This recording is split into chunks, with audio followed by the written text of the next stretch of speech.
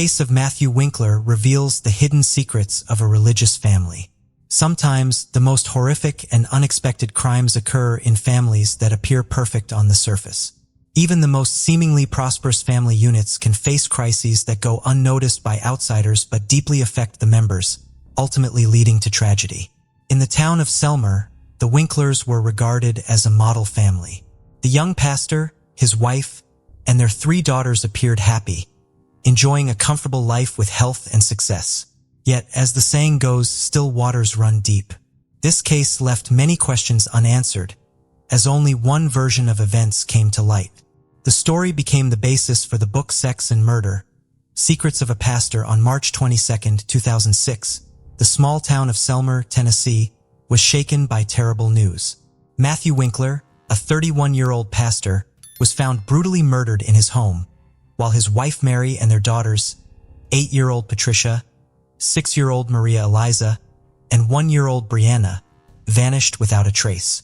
That day, the Church of Christ preacher missed the evening service he was scheduled to attend with his family. This unusual absence raised suspicions, as Matthew was known for his reliability and would not have missed an event without notifying someone. The family's failure to answer their phones heightened concerns. Alarmed, community members went to the Winklers' home to check if something was wrong.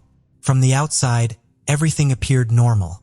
The house showed no signs of damage and nothing seemed out of place. Inside, there were lights on in several rooms, and they could hear a television playing quite loudly in one of the rooms. It gave the impression that the owners of the house were busy doing their own thing. The front door was locked, but no one answered the knock. Phone calls also went unanswered, and through the curtained windows, it was impossible to see what was going on inside or if anyone was there. However, even though the whole situation was quite strange, no one was in a hurry to call the police. Instead, a call was made to an elder of the religious community who advised them to look for a spare key and open the door themselves. It took another hour and a half, and when members of the community were finally able to get inside the house, they found an eerie scene. Everything in the house was in its place. There was no sign of intruders, but the owners were nowhere to be seen either. Everything seemed normal until the visitors looked into the marital bedroom. There on the floor, in a pool of his own blood, lay the pastor's body. There was a huge hole in his back from a gunshot wound. Blood splattered everywhere and bloody foam dried on his face. By then, the body had already cooled and stiffened. It was obvious that Matthew had been lying there for many hours and had probably been killed in the morning because he was dressed in his pajamas. It was only after this that a call was made to the police. By the time the police arrived, a whole crowd of neighbors, churchgoers, and casual passersby had gathered in and around the house, interested in what was going on. All of these people had left their fingerprints at the crime scene. They left their fingerprints and shoe prints, erased or trampled possible evidence, greatly complicating the work of investigators. The police took the body for forensic examination and found that the pastor was killed by a single shot in the back fired from a large caliber weapon. He died a few minutes after the wound from massive blood loss, unable to call for help. It was simply impossible to establish definitively whether there were any strangers in the house at that time because the people who had arrived before the police arrived had literally destroyed all traces of them. The picture of the crime was quite strange, and those who could shed any light on what happened disappeared. The fate of the wife and daughters of the murdered man remained unknown. The police assumed that the woman and children could have been kidnapped or also killed. By the way, the family minivan Winklers also disappeared from the garage. A massive search was launched, and the state issued a yellow alert. This meant that children were missing, and all citizens were asked to be vigilant and assist in the search. But let's break this whole story down from the beginning.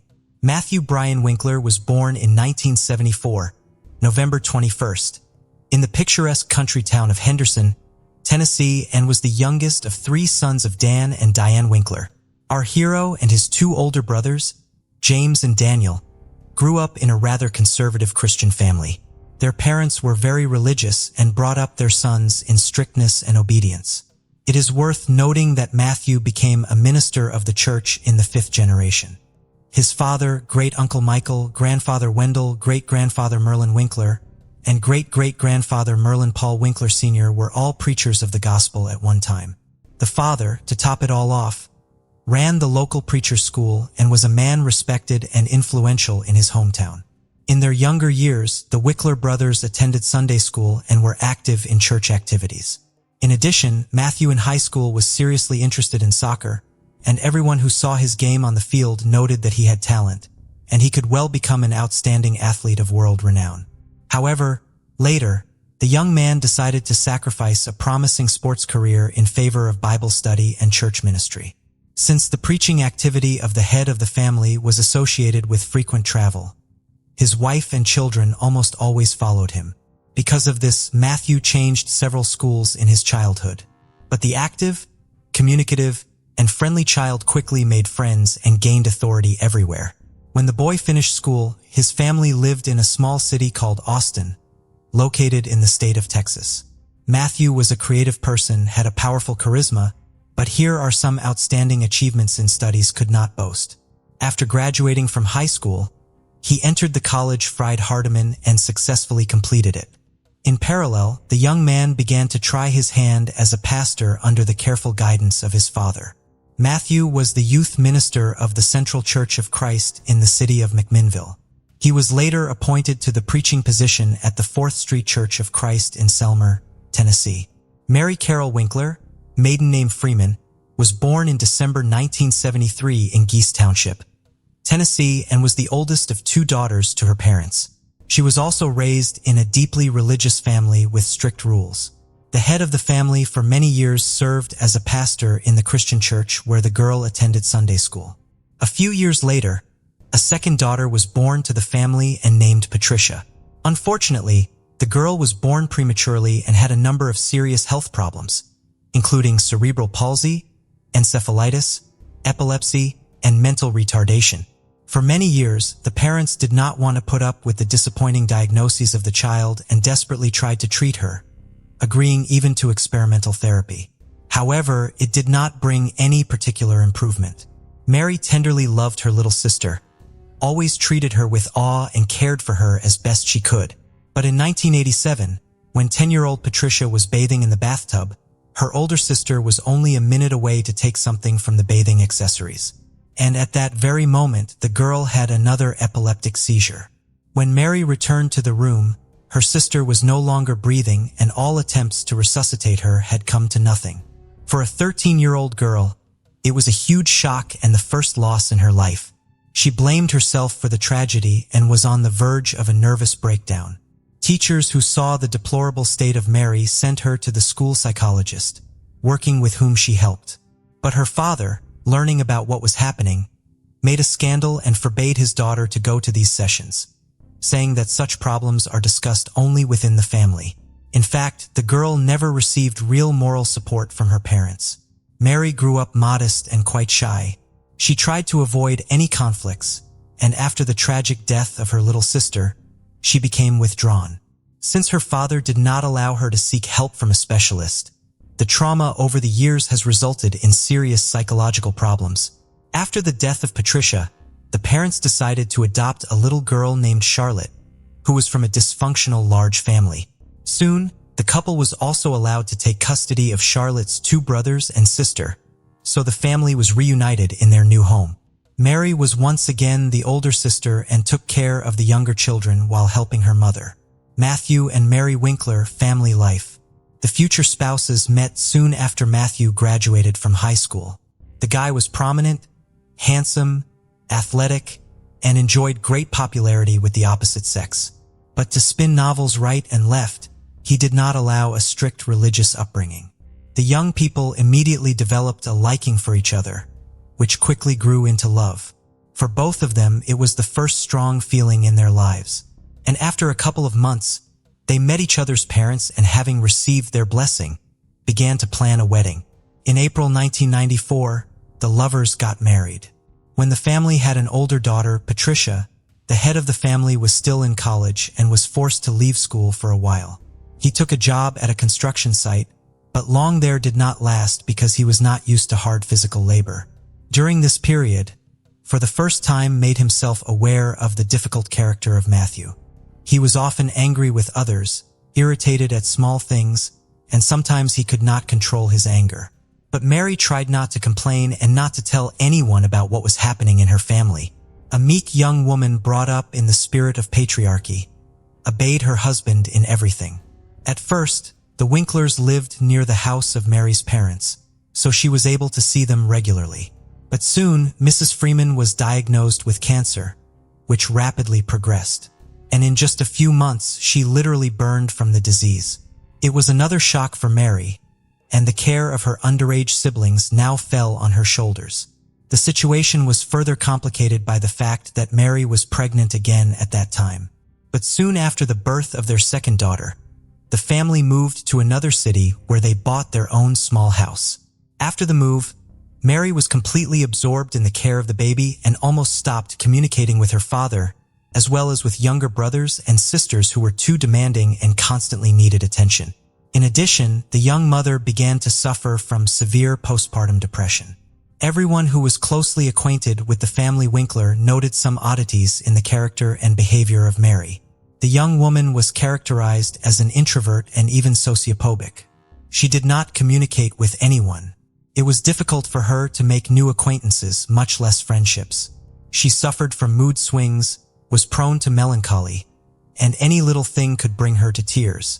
While Matthew was building his career as a pastor, his wife became increasingly withdrawn. The situation became even more complicated when Mary once again became pregnant, and a few months later, she learned that the fetus had died in her womb. Such news strongly shook Mary, who was looking forward to the appearance of this child and very much dreamed of a large, friendly family. Again, to see the long-awaited 2 stripes on the pregnancy test she could only 2 years later, and her happiness was unbounded. This time, Mary hid her pregnancy for a long time as if afraid of something. She did so until her situation became obvious. Once again, everyone began to talk about Mary's strange behavior and pathological reticence. The strange behavior of Mrs. Winkler was associated not only with a severe psychological trauma she suffered in childhood, but also with a very unhealthy environment within her own family, which only undermined her already unstable nervous system. The head of the family was a man of authority and demanded unconditional obedience. Despite the fact that in public, the Winklers looked like an ideal married couple where there was trust, mutual respect, and harmony, in reality, their neighbors have repeatedly heard how the husband shouted and snapped at his wife for no apparent reason. No one could even imagine that a respected pastor could raise a hand on his wife until one day Mary had a huge black eye. Despite the fact that she denied the fact of domestic violence and said that it was an accident, the city quickly spread rumors about the cruelty of a young preacher who beats the mother of his children. In addition, Matthew at some point developed an irresistible urge to experiment in bed. He offered his wife to diversify their intimate life with role-playing games, adult toys, and so on. But for Mary, brought up in strictness with conservative views, such was unacceptable. She strongly restricted her husband in this, which infuriated him, and he repeatedly tried to get what he wanted by force. One day, after another abuse in bed, Mary called her only close friend in tears and complained to her about the situation. The friend, who promised to keep her secret, immediately blobbed about everything, which provoked a new wave of rumors and gossip about the unacceptable behavior of the clergyman. At that time, Matthew was up for promotion and aspired to be a local church leader, but he was rejected because of rapidly spreading unpleasant rumors about him. Moreover, he was also removed from his position in the Sunday school, where he had brought God's word to the children and was in good standing. This was requested by the parents, who had also heard about the pastor's peculiar predilections. All this forced the family to leave their residence and move to another city where they planned to start over. They settled in Selmer, where they quickly gained the love and respect of those around them. Matthew took a job as a church pastor again, and his wife found a part-time job to make a small contribution to the family income. And although the family was still not smooth, their neighbors, as well as the congregation of the church where Matthew preached, considered Mary and Matthew an ideal couple and their family a model. Next door to the Winkler family lived a young married couple with whom the couple quickly became friends. They often visited each other, celebrated holidays together, shared news and secrets. A few months before the tragedy, During a joint dinner at the pastor's house, Mary bragged to the neighbors that her husband had bought her a gun for self-defense and had already taken her to the shooting range several times to learn how to handle it confidently. Mary turned out to be quite a capable student, quickly mastered all the subtleties, and accurately shot at targets. Moreover, it turned out that the Winklers already had firearms in the house, which had been purchased by the pastor earlier, also for self-defense. The guests wondered why the pastor and his wife needed all this because they live in a quiet town where they have no enemies, and everyone around them loves and respects their family. After another move of the couple, their financial situation left much to be desired. Mary was in search of various part-time jobs, and she also decided to get a medical degree to them, get a job in a clinic and help sick children. Soon, Mary decided to improve the financial condition of their family through financial fraud. She herself later claimed that she did not realize that she was doing something illegal and was going to pay back all the money as soon as she got back on her feet. What Mary was doing is commonly referred to as artificially inflating account balances. Mrs. Winkler also received checks from unspecified sources and then deposited them into a bank account she and her husband owned. She then changed the address of the account so that all communication was made up of husband-owned. She then changed the address of the account so that all communications would be routed there. The total amount of checks she received was almost $17,000, which aroused certain suspicions of the bank employees who decided to invite the couple to the office branch to clarify the circumstances and resolve the situation. But the pastor and his wife never showed up at the bank, and this aroused even more suspicion. It was assumed that Matthew was not aware of what his wife was doing at all. However, after Matthew's death, his wife tried to prove in court that the whole story of fraud was his idea and that it was he who forced her to make dubious transactions while he himself remained in the shadows without arousing suspicion. Where has Mary disappeared to? When Mr. Winkler was found murdered in his own home, his wife and daughters were put on the wanted list, fearing that they too might be in mortal danger. Initially, the meek, shy, and homely Mary was initially viewed solely as a possible victim of the crime. However, after talking to neighbors and receiving information from the bank about financial fraud, she became the main suspect in the murder of her own husband. It was necessary to find out as soon as possible where Mary had disappeared to, where the children were, and if they were all right. They, as well as their family car, were put on the wanted list. Attempts were also made to trace transactions made from Mary's bank card and to locate her location through her cell phone signal. Mary was found just a day later in an Alabama resort town where she and her children were having fun at a local amusement park. It was as if the mother wanted to give her children one last party, realizing that she would soon be going to prison and would see her girls very soon. When the family was taken to the police station to testify, the two older daughters confidently told the same story. According to them, intruders broke into the house and injured their dad, and their mom picked up a gun to protect them. They were then forced to run for their lives. According to the girls, their father was alive and in the hospital, and they were soon to go and see him and return home. What exactly happened in the house, as it turned out, Patricia and Maria Eliza did not see and learned about the events from the words of their mother. They only heard a gunshot and glimpsed their father lying on the floor, and then their mother put them in the car and they drove away. Mary almost immediately began to confess, but she claimed that she could not reconstruct the entire chain of events of that day, referring to the temporary blur. According to her, her spouse had abused her for years, humiliating her and inducing her to forms of intimacy that were unacceptable to her. Mary insisted that it was he who had initiated the financial scam she had perpetrated. Matthew demanded total obedience, easily lost his temper, and once gave the will of his fists. This was confirmed by Matthew's secretary at his previous place of employment. The woman repeatedly witnessed how the pastor insulted his wife, who carefully brought him lunch to church, but he was always dissatisfied with something. The evening before the tragedy, there was another scandal in the family because of which the spouses went to bed in separate rooms. Mary cried all night, and in the morning, she did not realize how in her hands was a shotgun, which her husband kept loaded. She entered Matthew's room and shot him in the back while he was still lying in bed. Matthew collapsed to the floor, bloody foam oozing from his mouth and nose. According to Mary, her husband, while still alive, whispered, "Why?" To which she replied, "I'm sorry. I'm so sorry." Mary then took her daughters and left the house, and her husband, as experts have established, tried to reach for the phone to call for help, but he no longer had the strength to do so. By the way, the weapon of crime was found in the trunk of the car on which Mary left with the children. For what purpose she took it with her, Mrs. Winkler also could not answer. At the trial, the role-playing costumes found in their home were presented as evidence of the pastor's humiliation and moral abuse of his wife. Upon seeing them, Mary turned pale and then became hysterical.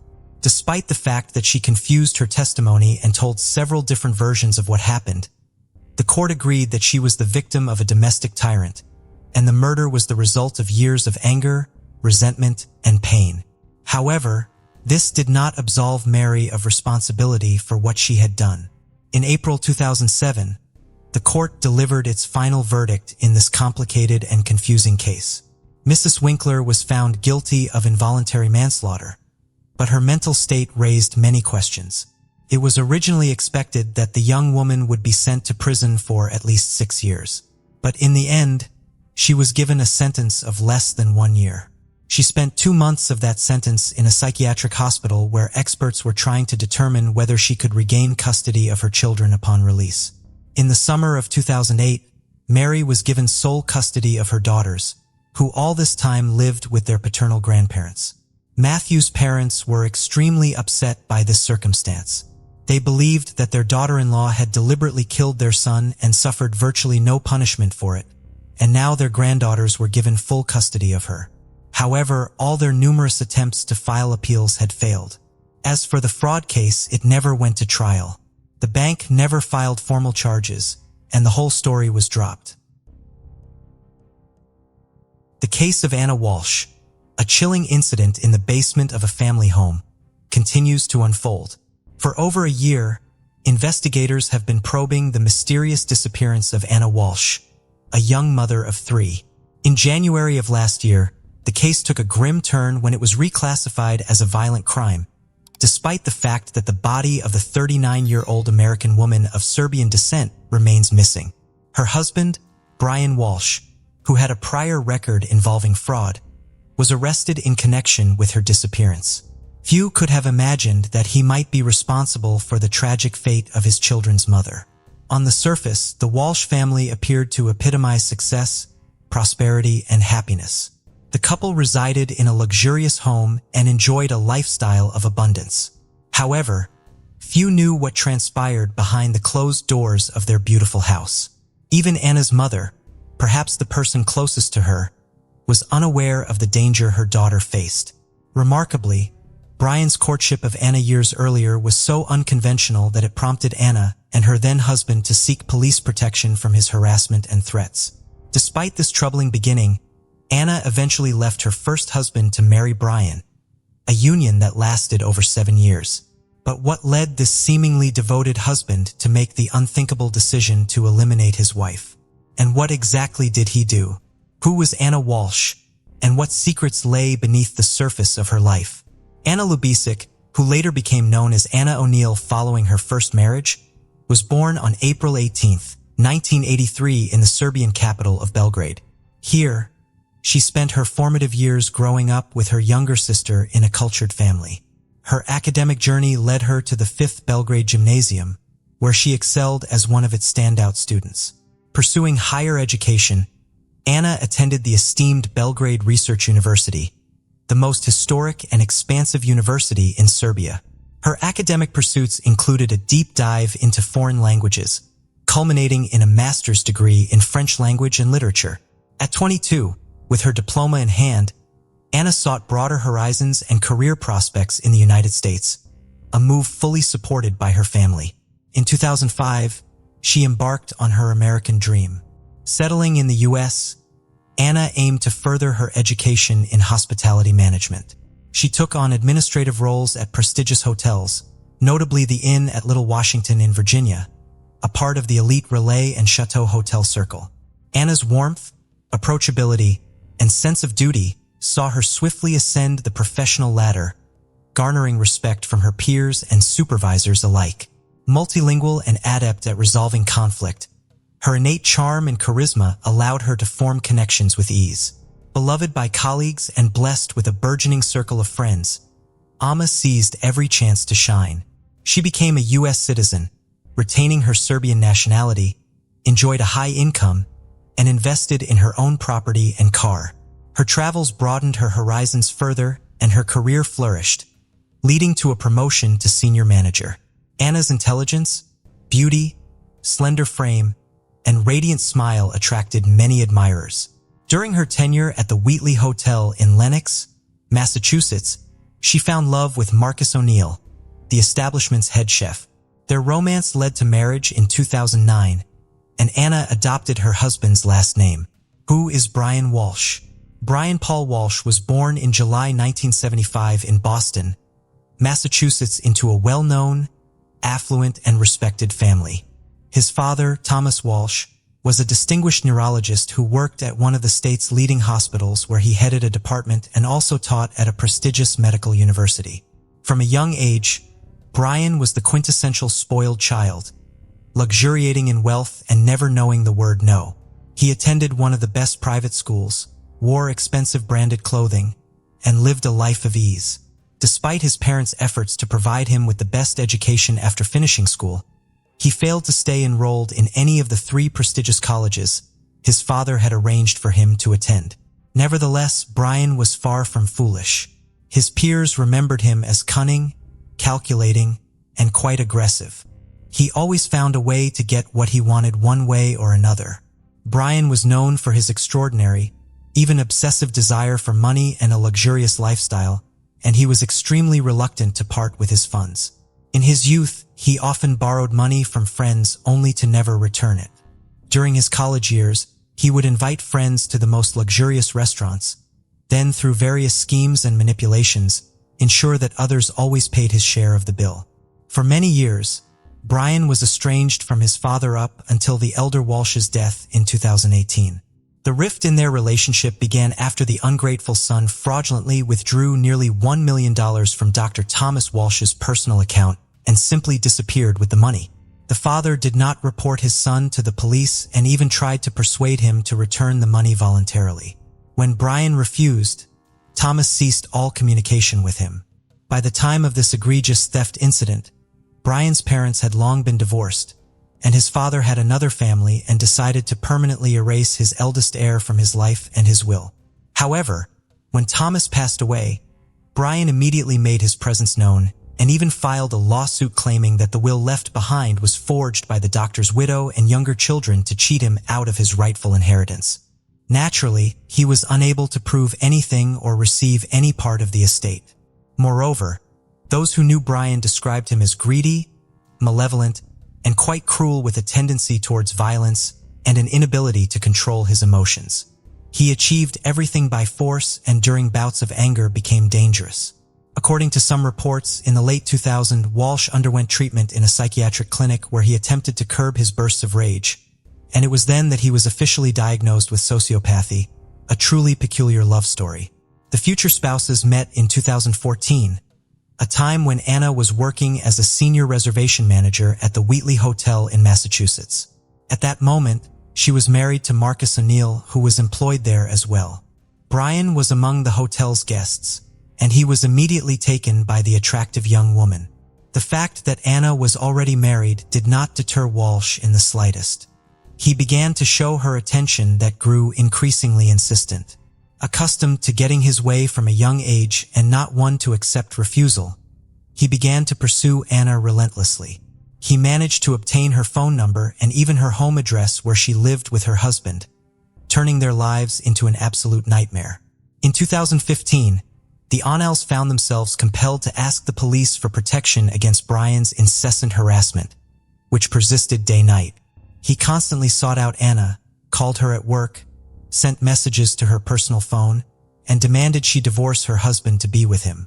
The situation escalated when Walsh threatened to harm Anna and her husband if she did not leave with him. What happened next remains unclear, including why Anna eventually changed her mind. However, a year after seeking police protection from Walsh, she unexpectedly divorced her husband. Moreover, a few months later, Brian became her second officially wedded husband. The newlyweds settled in a luxurious home in Cohasset, Massachusetts, located about 20 miles southeast of Boston in an upscale and well-appointed neighborhood. In this marriage, they welcomed 3 sons in quick succession. The boys were born a couple of years apart, and at the time of their mother's disappearance, they were 6, 4, and 2 years old. Anna did not consider taking maternity leave and successfully juggled work with motherhood, continuing her upward career trajectory. She assumed the position of regional general manager at Tishman Speyer, a real estate company, where she earned a high salary and effectively became the primary breadwinner for the family. As her job frequently took her to Washington, D.C., she also purchased another home there, registered in her name, where she stayed during business trips. During these times, she relied on visiting nannies to help care for her children. The fraud case against Brian Walsh. What was the head of this large family doing while his wife was both expanding their family and building her career? Brian was unemployed. The $1 million he had once taken from his father was dwindling, and everything his wife acquired was wisely registered in her name. Brian was actively seeking effortless income sources. Before marrying Anna, Brian had spent some time in South Korea where he befriended a very wealthy individual whose family owned an impressive art collection. Upon returning to the United States, Walsh maintained this connection, and his friend unexpectedly asked for his help in selling several paintings by the iconic artist Andy Warhol. Brian eagerly agreed, but decided not just to sell the artworks for a commission, but to truly profit from the transaction. He had access to a series of abstract paintings by the great artist collectively titled Shadows. He appraised each painting, obtained the necessary documentation including authenticity certificates, and then decided to create copies of both the images and the accompanying documents. Walsh approached artists who made precise replicas of the paintings. He convinced the artists that he needed these copies as a backup since each of the original works was worth about $250,000. For several years, the fraudster successfully copied and sold fake paintings as originals to collectors from various countries until one of his buyers, an art expert specializing in Andy Warhol's work, quickly identified a forgery and sued the fraudster. The FBI took on the investigation, and in April 2021, the suspect pleaded guilty to selling counterfeit art. He was placed under house arrest after his lawyer negotiated a deal requiring him to return the proceeds from the sale of the paintings to the buyers to avoid actual prison time. Brian's movements were significantly restricted, but he was allowed to leave his house. Twice a day, he could drive his children to and from their educational institutions. Additionally, he had 2.5 hours in the morning to visit stores, pharmacies, dry cleaners, and a few other places in his area to purchase necessities. The list of these places was limited and approved in an official document. The mysterious disappearance of Mrs. Walsh. On December 31, 2022, the Walsh family was preparing to ring in the new year together in the comfort of their home. Present were just the spouses and their 3 sons. Due to their young ages, the boys went to bed early, leaving Anna and Brian at the dinner table. That day, Anna made her last post on social media, extending her greetings and noting ambiguously that the year had been challenging. But she and her husband remained united. Anna was scheduled to fly to Washington, D.C. for work on January 3rd, but on January 4th, her employer, Tishman Speyer, reported her missing to the police.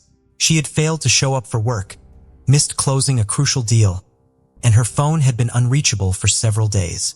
Independently of Speyer's actions, her husband also reported her missing, expressing his concern that he had been unable to contact her for several days. According to Brian, he last saw Anna on January 1st. He claimed she woke him up early in the morning, saying that there were some issues at work and her boss had requested her to come in earlier than planned. After that, Mr. Walsh believed his wife headed to the airport with just a few belongings. However, inconsistencies in the case soon emerged. Firstly, Anna hadn't purchased, changed, or reserved a flight ticket for January 1st, nor had she canceled her flight scheduled for January 3rd. Secondly, she didn't appear at the airport on either January 1st or 3rd. Thirdly, how did she leave the house? Her personal car was still in the garage, and she hadn't called for a taxi. Brian suggested she might have hitchhiked, But this theory sounded far from convincing. Brian's statements and behavior raised many questions. His accounts were inconsistent, and he didn't seem particularly troubled by the unfolding events. Unable to contact the mother of his children for more than 3 days, he only reported her missing on the 4th day and only after her workplace called. Investigation and arrest of the suspect. From the outset, Mr. Walsh was considered a primary suspect, yet law enforcement lacked sufficient grounds for his arrest or a warrant to search their family home. They conducted only a cursory inspection with the homeowner's permission, which yielded nothing. Brian claimed he had been living a normal life during those 3 days, visiting usual stores and tending to household chores. However, verifying his claims proved difficult.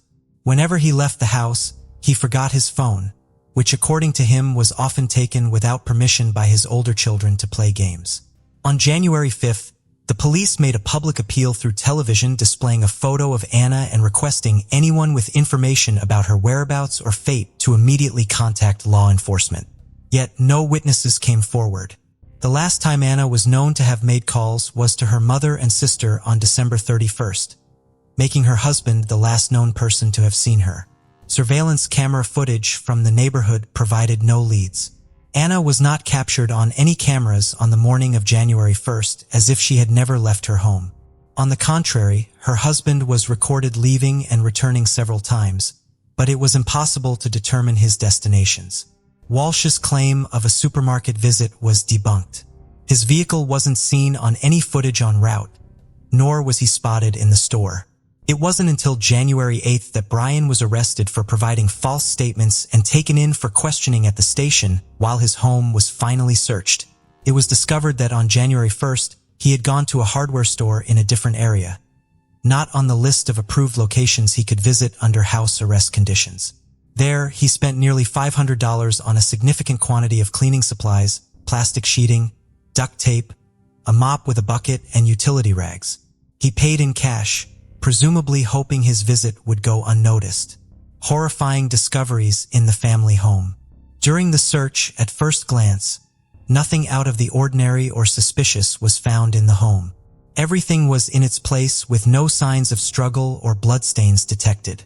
However, when law enforcement descended into the basement, there was no longer any doubt. This was the scene of a gruesome crime.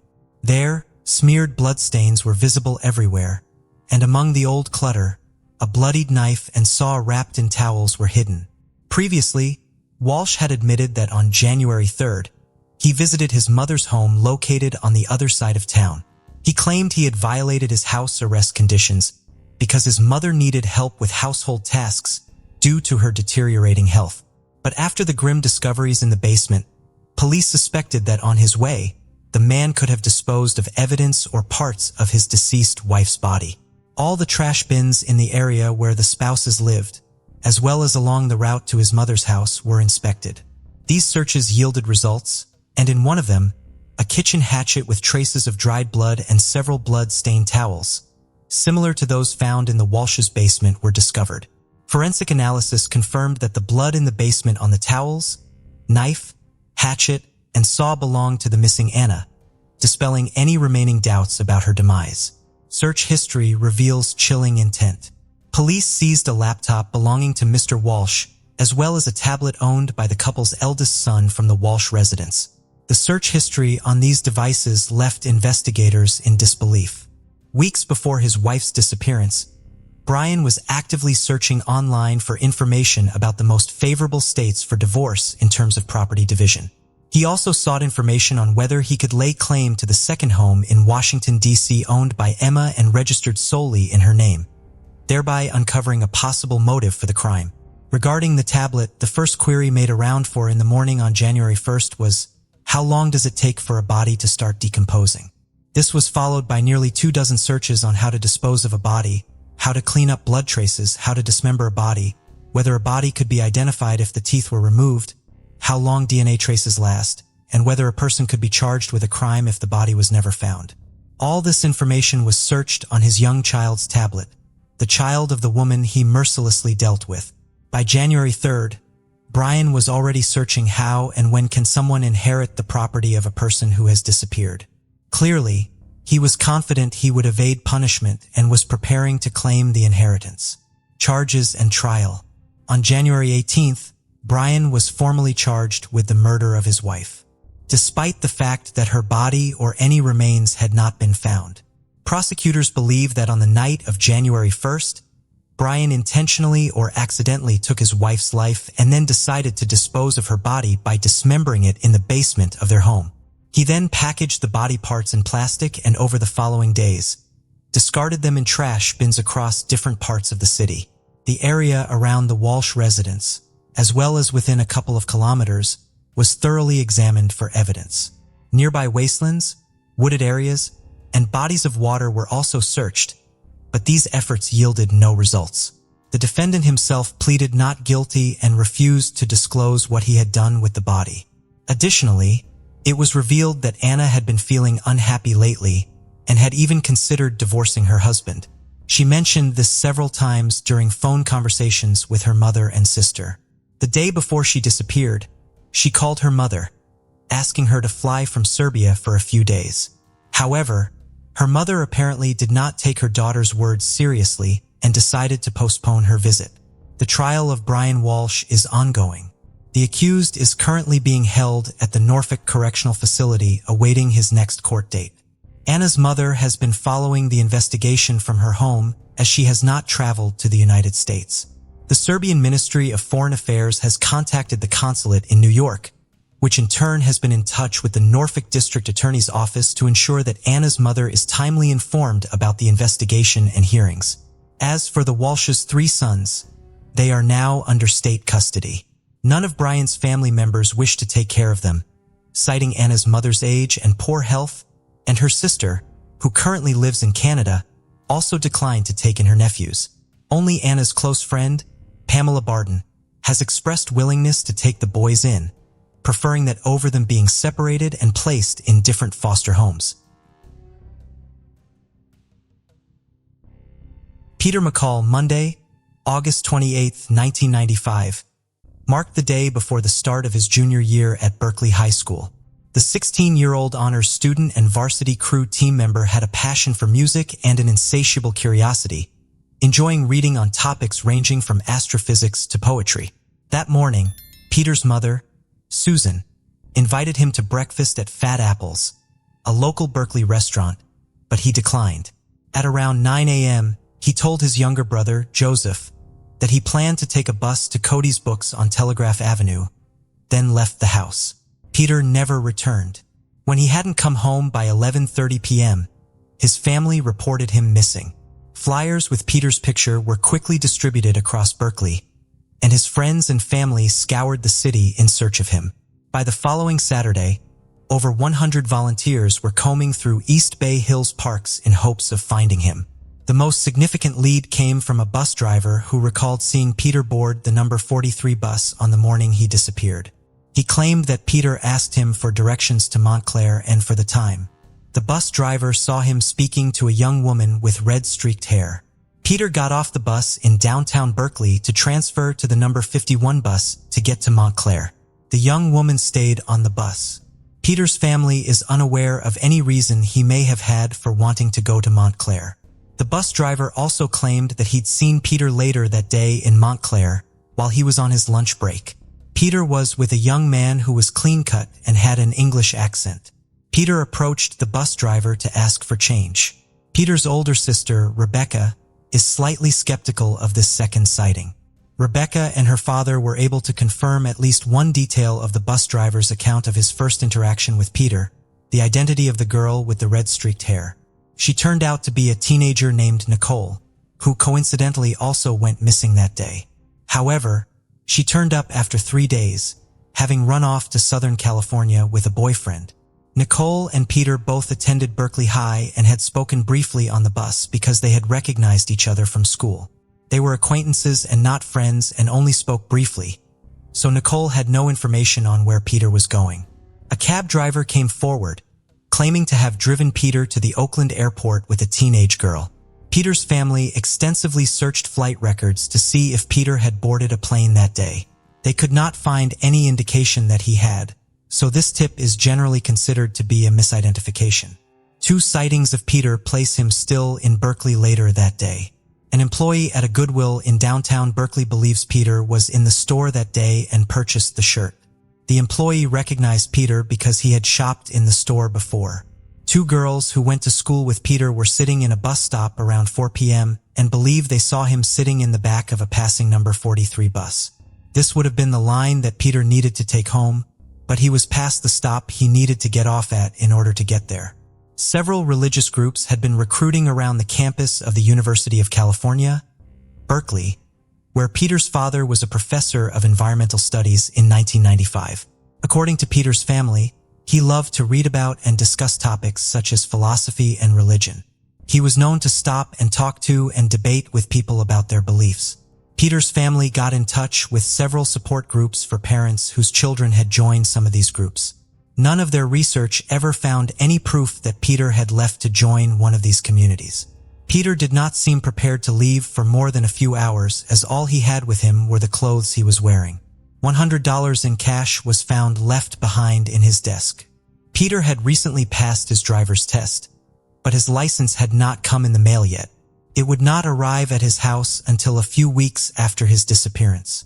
If he had planned on running away, he may have needed cash and an ID to facilitate his travels. The McCall family no longer lives in Berkeley. Peter's brother lives in San Diego and his sister and parents live in Washington state. The family still actively investigates Peter's case, checking online databases, keeping in contact with the police in Berkeley, traveling to different states and meeting with members of various religious groups Peter may have joined. While they have so far been unable to find their son, Peter's parents have used their experience to try to help others. They run a 3-bed respite foster care facility out of their home in an effort to help troubled teenagers like the ones they encountered while searching for Peter. Janelle Bradford. Janelle Bradford was a 17-year-old honor student at Wilkinsburg High School in Pittsburgh, Pennsylvania. She was quiet but funny and social but focused on her studies. She had a love for basketball and attended Bible study at a local church. Janelle's father had never been a part of her life, and she had lost her mother when she was just 5 years old. Her mother passed away from cardiac arrest following an asthma attack. Janelle was therefore raised by her maternal grandparents with whom she was very close. On April 27, 1999, Janelle, who was just 2 weeks away from turning 18 and 2 months away from graduating high school, attended school as normal that day and then headed on to her after-school job at the Wilkinsburg YWCA on Ross Avenue. She was seen walking home after her shift, but she never arrived there. Janelle has been classified by police as an endangered runaway, although there is little evidence supporting this classification other than the fact that she was a teenager when she went missing. Janelle had no history of getting into trouble, and she had a good relationship with her grandparents. Her friends did not believe that she would have left willingly, especially considering how excited she was for her senior prom. That event was fast approaching and Janelle had made extensive plans for it. Janelle's behavior did begin to change prior to her disappearance, according to her grandmother. After Janelle went on visits to 2 colleges she was interested in attending, she was not as concerned with high school as she once had been. She missed assignments and did not spend as much time studying.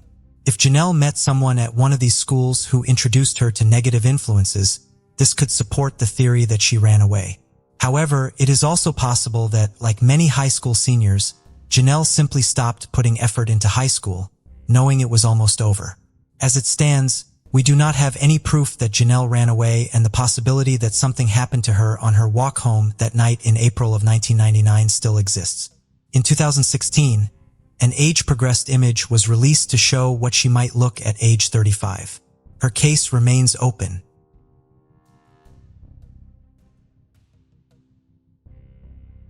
Clea Shandrell. 18-year-old high school senior, Clea Shandrell, who usually went by the nickname Clea, lived in Pine Bluff, Arkansas with her family in May of 1994. The honor student at Watson Chapel High School was having a busy but happy month. She had just gone to her senior prom and was weeks away from graduation.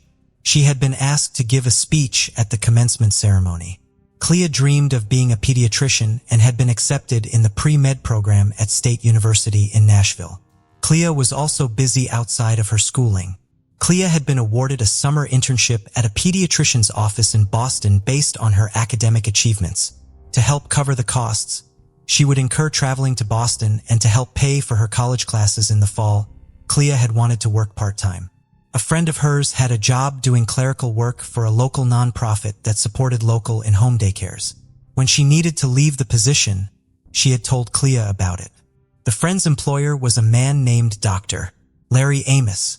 He ran his nonprofit out of an office in his home, which was only a few blocks away from where the Hall family lived. When Clea told her parents about the position, they were open to her accepting it because it was in their neighborhood. They agreed to let Clea take the job as long as it did not interfere with her schoolwork or her obligations to their church. Since Clea did not have her own car, they also insisted that her mother drive her to and from work because they did not want her walking alone, especially when she was coming home in the evenings. On May 9th, as a senior, Clea was let out of school early. She had plans to go to work early since she had extra time and hoped to earn a little extra money beyond her normal paycheck. Clea's mother, Laurel, drove her over to the Amos house as planned, but no one was there. They came back home and Clea took a nap. Just before 5 p.m., Clea's employer's wife called her and told her that she was home, so Laurel drove Clea back over. Laurel watched Clea go before she drove home. It would be the last time she saw her daughter. Laurel spoke with Clea on the phone that night around 8 p.m., but she was not finished with work or ready to be picked up. Laurel remained at home waiting for a call from Leah asking for her ride home. Laurel fell asleep on the couch while waiting just before 10 p.m. Leah's father returned home from work at approximately 12:45 a.m. On May 10th, he saw his wife sleeping on the couch but did not wake her up until after he went into Clea's room and saw that she wasn't there. The Halls called Dr. Amos right away. Clea never worked past 10 p.m. and, according to Dr. Amos, she had signed out on her timesheet at 8:30. The Halls waited up all night for Clea, hoping that perhaps she had gone to a party in her first real move of serious teenage rebellion. When she was not home by morning, they called police. The police told the Halls that they would have to wait until Clea had been missing for 24 hours before they would take a missing persons report. Their report was finally taken at 5 p.m. on May 10th. According to Laurel Hall, the police in Pine Bluff were not quick to investigate the case, even after they finally took the report. For the first few days after Clea disappeared, they assumed she had run away. The Hall family, however, knew that Clea would not have done such a thing. The Hall family, therefore, launched their own efforts to find Clea. They, along with their church community, began their own searches of the area on May 10th, starting with a search of the wooded areas near the Amos home. The Hall family also covered their neighborhood in missing persons flyers with Clea's picture and bows made out of pink ribbon. However, many of them disappeared. At first, the family thought that the utility company may have removed them because they did not want the flyers on the utility poles. They later learned that they had been removed by local teenagers. The teenagers had taken down the missing persons flyers and bows Clea's family had put up around the neighborhood because they had been paid to do so by Dr. Larry Amos, Clea's employer. Dr. Amos is considered a person of interest in Clea's case due mainly to the fact that he was the last known person to see her. While Clea's mother, Laurel, has not accused him of being involved in Clea's disappearance, she believes Dr.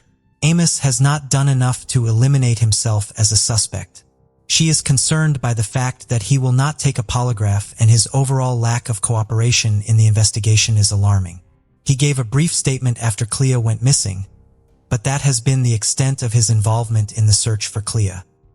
He'd left for an out-of-state business trip on May 10th and therefore had not been available to give a statement to the police until the Saturday after Clea vanished. In addition to paying teenagers to remove flyers for Clea, Dr. Amos also removed some of these flyers himself. Clea's father, Willie, witnessed him doing so. Dr. Amos has given different accounts of the last time he saw Clea over the years. Her timesheet shows that she signed out of work at 8:30. In one statement, he says he did not see her leave but heard her go out the garage. In another statement, he says he saw her as she left the house with a can of peach pop in her hand.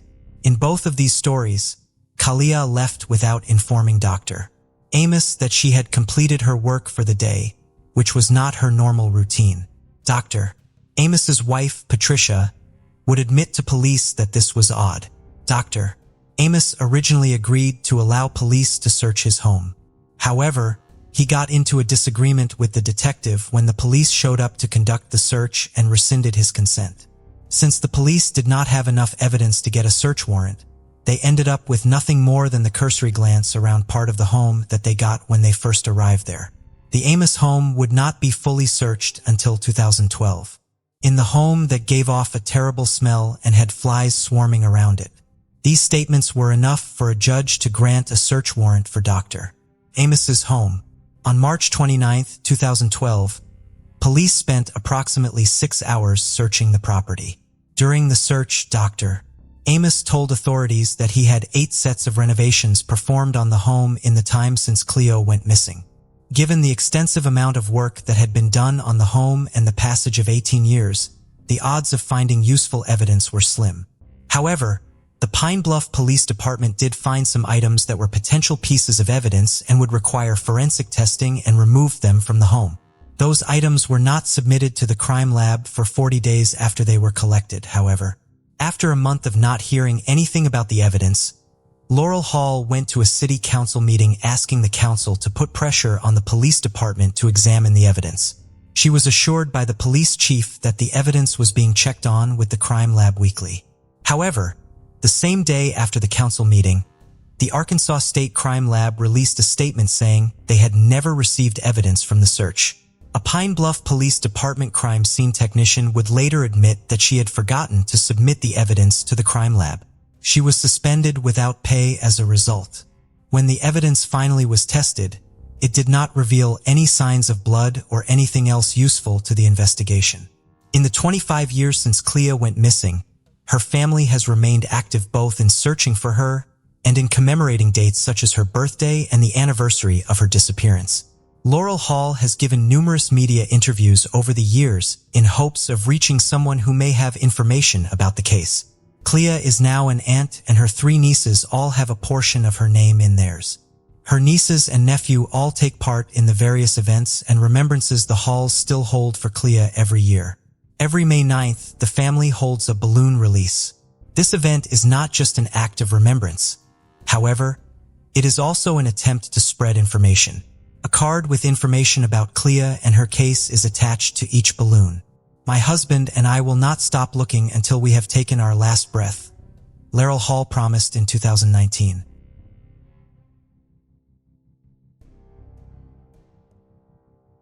The case of Muhammad Shamji, a brilliant surgeon, father, and ruthless criminal, sheds light on the harrowing reality of domestic violence. Victims often endure abuse, humiliation, and physical harm, while tragically blaming themselves for their suffering. When such cases come to public attention, they provoke widespread condemnation, confusion, and questions. Why does the victim tolerate such treatment? Why don't they confide in others? Why don't they leave? Contrary to the stereotype that physical violence occurs only in dysfunctional families, statistics reveal that such abuse transcends social status, societal position, and professional achievements. Muhammad Shamji and Alana Frick Shamji were esteemed doctors and scientific luminaries. Muhammad was a renowned neurosurgeon specializing in spinal injuries and diseases, while Alana was a distinguished family doctor with a PhD. Together, they dedicated their lives to saving others, yet few were aware of the turmoil behind closed doors. This shocking story captivated global attention when Muhammad Shamji admitted guilt, not to deny his actions but to shield his 12-year-old daughter, who had tragically witnessed her mother's death, from the trauma of testifying in court. Notably, shortly before the tragedy, Alana had posted a photo of her husband in a kimono on social media taken during one of his jiu-jitsu training sessions with a joking comment that this doctor could not only heal, but also break a neck. This post turned out to be prophetic. Alana Frick, life before meeting Muhammad. Alana Christina Frick was born in September 1977 in the Canadian city of Windsor, located in Ontario in the southern part of the country. She was the younger of 2 daughters in the family of George and Anna Frick, who emigrated from Croatia to North America in the early 1970s. Elena was raised alongside her older sister Caroline, with whom she was very close from an early age. The birth of Elena was seen as a miracle by her parents, as Anna had serious complications after her first pregnancy and doctors had said she would never conceive again. Elena's parents worked at a large car factory, striving to provide their daughters with everything they needed and to give them a good education. Both sisters were smart and did well in school, but Elena stood out for her determination and passion for learning. She spent nearly all her free time reading books, and she also managed to attend a dance studio, practice gymnastics, and compete in track and field. During middle school, Elena chose to work during summer breaks to help her family. She worked in cornfields and even then tried to manage her budget wisely. Elena excelled in math and other sciences, and by high school, she had decided to pursue a career in medicine and become a doctor. She graduated from high school as the top student and enrolled in a prestigious medical university without issue. Around this time, she also began a romantic relationship with a man named Matthew Ryan, whom she had known since high school and who was now studying in the same department. Their student romance lasted until graduation, but afterward, Frick decided to go to Ottawa and continue her studies in the capital's university residency program. Her boyfriend settled for a job at a local hospital and didn't consider furthering his studies. Elena's and Matthew's relationship continued long distance and lasted until nearly 2002. They even planned to marry, but eventually decided to remain friends. By then, Elena was interning at one of the country's top clinics and aimed to earn a doctorate while Matthew hadn't advanced in his career. Love at first sight. In February 2003, during a night shift at the hospital, Elena went to the staff room and saw a new colleague who immediately caught her attention. The young man, Muhammad Shamji, was just a year older than Elena and was doing his residency in the neurosurgery department. Muhammad came from a family of prominent doctors. He was born and raised in Ottawa in a family of the renowned surgeon Farhad Shamji and his talented psychiatrist wife, Edith. Muhammad's older brother, Ali, was an experienced medical biophysicist. Both brothers graduated from Yale University, and Muhammad later returned to Canada to earn his doctorate from Western Ontario's Research University. Muhammad was also interested in the blonde, but initially, he made no effort to approach her. Elena, however, fell for this tall, dark-skinned man at first sight and tried to attract his attention. Soon, Muhammad asked his colleagues for her number and sent her a message, and their relationship began to blossom. Elena considered Muhammad a shy and modest man. He rarely took the initiative, felt uncomfortable on dates, jumped from topic to topic, or fell silent, appearing detached and introverted. Later, it turned out these oddities weren't due to shyness, but rather a lack of interest. Muhammad was already seeing another woman, but for some reason, he kept this from his infatuated colleague. When Frick discovered the existence of a rival, she resolved to win over Muhammad and become his one and only. Their relationship was rocky during the first year, with the couple breaking up 3 times before rekindling, mainly due to Elena's persistence. Her parents were aware of this and urged her to leave Muhammad, but she stood firm, believing she had found her one true love. Elena often pampered her lover with gifts, made surprises, and brought him home cooked meals. Muhammad seemed to just let himself be loved, readily accepting everything but reciprocating only occasionally. This one-sided game appeared to create an emotional dependence on Muhammad for Elena. Unplanned pregnancy, wedding, and the beginning of a nightmare. In the summer of 2004, Frick informed her partner that they were going to have a child. This news came as a surprise to both of them, causing more anxiety than joy. Nonetheless, Muhammad, raised in a strict conservative Muslim country, felt compelled to follow tradition and marry the mother of his child before its birth. In early September that year, the couple had a wedding with 2 ceremonies. The first adhered to all cultural customs respected by the groom's family, and the second took place among the couple's friends at one of the trendiest restaurant complexes. The newlyweds seemed happy and in love, but no one could have imagined that their marriage would be the start of a nightmare that would end in tragedy. The couple moved into a spacious house in one of Ottawa's prestigious neighborhoods. In January 2005, they welcomed their first child, a daughter named Yasmina. Unfortunately, the birth of their daughter didn't strengthen their marriage. The young father was entirely focused on his career and planned to continue his education with his wife and newborn daughter taking a back seat. Moreover, Muhammad didn't hide his disappointment as he had hoped for a son. After the birth of her child, Moreover, Muhammad didn't hide his disappointment as he had hoped for a son. After the birth of her child, Alana went on maternity leave, focusing on household chores and caring for her daughter. This irritated her husband, who, after returning from work, would retreat to his home office, spending little time with his wife and child.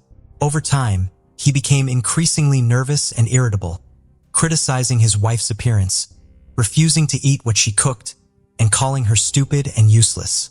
Alana tried not to complain about her family issues, not even to close friends or parents. However, one day while talking to her mother on the phone, Muhammad, returning home in a bad mood, began berating and insulting his wife, which her mother overheard. She tried to defend her daughter, but her son-in-law blamed Ileana for their crumbling marriage. Anna tried to convince her daughter to file for divorce and leave the man treating her this way, but Alana flatly refused, saying she loved her husband and would handle everything. She kept quiet about Muhammad's physical abuse simply because the verbal abuse no longer seemed enough for him. In the summer of 2005, the situation spiraled out of control when Muhammad, in a fit of rage, punched Alana in the face, breaking her nose. Alana, with her baby in hand, fled to friends and filed a police report for domestic violence. She also decided to get a divorce and leave the man she had married for good. Unexpectedly, Muhammad began begging his wife to return, promising never to hit her again or even raise his voice. He swore he would change, and that their family life would be everything Alana had ever dreamed of, and he would control his emotions. Shamji seemed sincerely remorseful, but this behavior was driven by certain circumstances. The young neurosurgeon was preparing to enroll at Duke University, aiming to earn his doctorate, and a criminal conviction could end his promising medical career. Muhammad cared only for himself and his future, but he succeeded in convincing Alana to drop the charges and not file for divorce. She even agreed to follow him to the United States, to North Carolina, where he was to continue his studies and earn a degree. A period of relative calm. Friends and family were baffled by why Alana didn't leave her tyrant husband and withdrew her police report. When she announced her intention to move to another country with Muhammad, they tried to dissuade her, but Alana stood firm. Freak was smart, educated, driven, and ambitious, financially independent, and capable of achieving any career goal. But her destructive relationship and emotional dependence on her husband were stronger. She was ready to abandon everything and sacrifice all for a marriage that didn't bring her happiness, only suffering. However, after moving to the United States, a period of relative calm came to their family. Muhammad was admitted to an elite biomedical engineering program, difficult to enter due to the intense competition. Meanwhile, Alana enrolled in a master's program at the School of Policy and Health at Duke University, receiving a scholarship covering her tuition. The couple seemed to reconnect, spending more time together. Their relationship became stable enough that they decided to have a second child. In August 2007, they welcomed their younger daughter, Faiza. However, Muhammad again couldn't hide his disappointment as he had hoped for a son. What does the happy family keep secret? In late summer 2009, the couple and their children returned to Canada, settling back into their home in Ottawa. This time, Alana decided not to stay on maternity leave for long, and she quickly secured a position at a prestigious hospital as a family doctor, earning a solid reputation. Meanwhile, her husband balanced work, studies, and teaching at a university.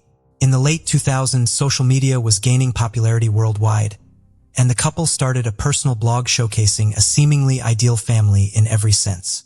They posted photos of their travels, spoke about achievements in science, flaunted their luxurious lifestyle in a lavish home, attended prestigious conferences and trendy resorts, and spent time with friends at expensive restaurants.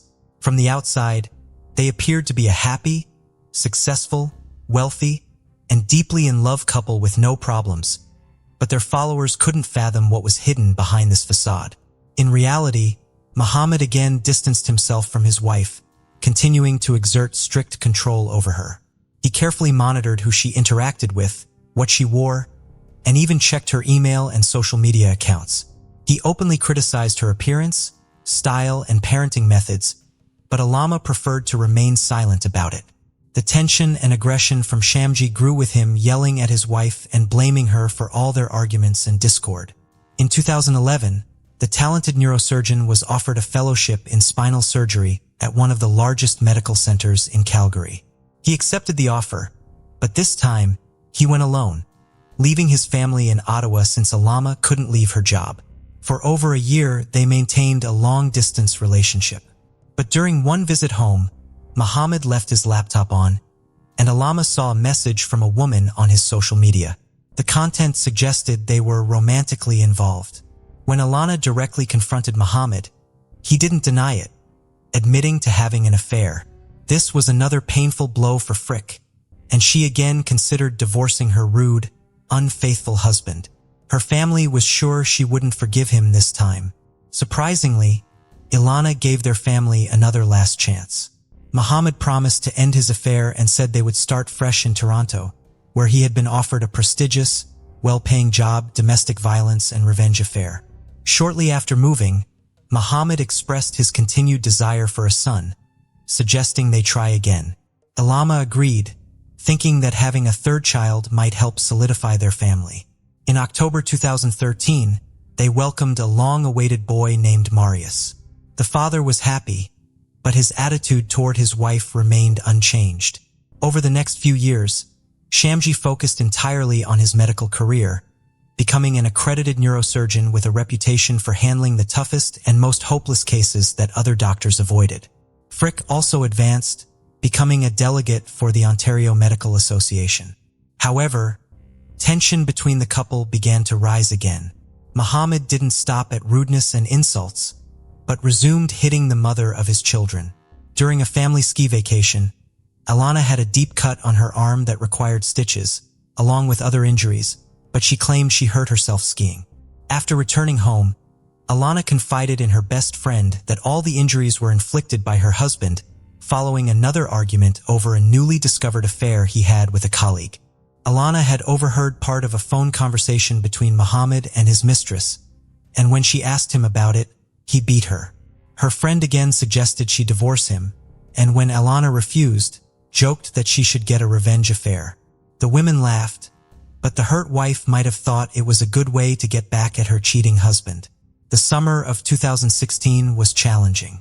While the older kids were at camp and the youngest stayed with maternal grandparents, the couple's relationship completely fell apart.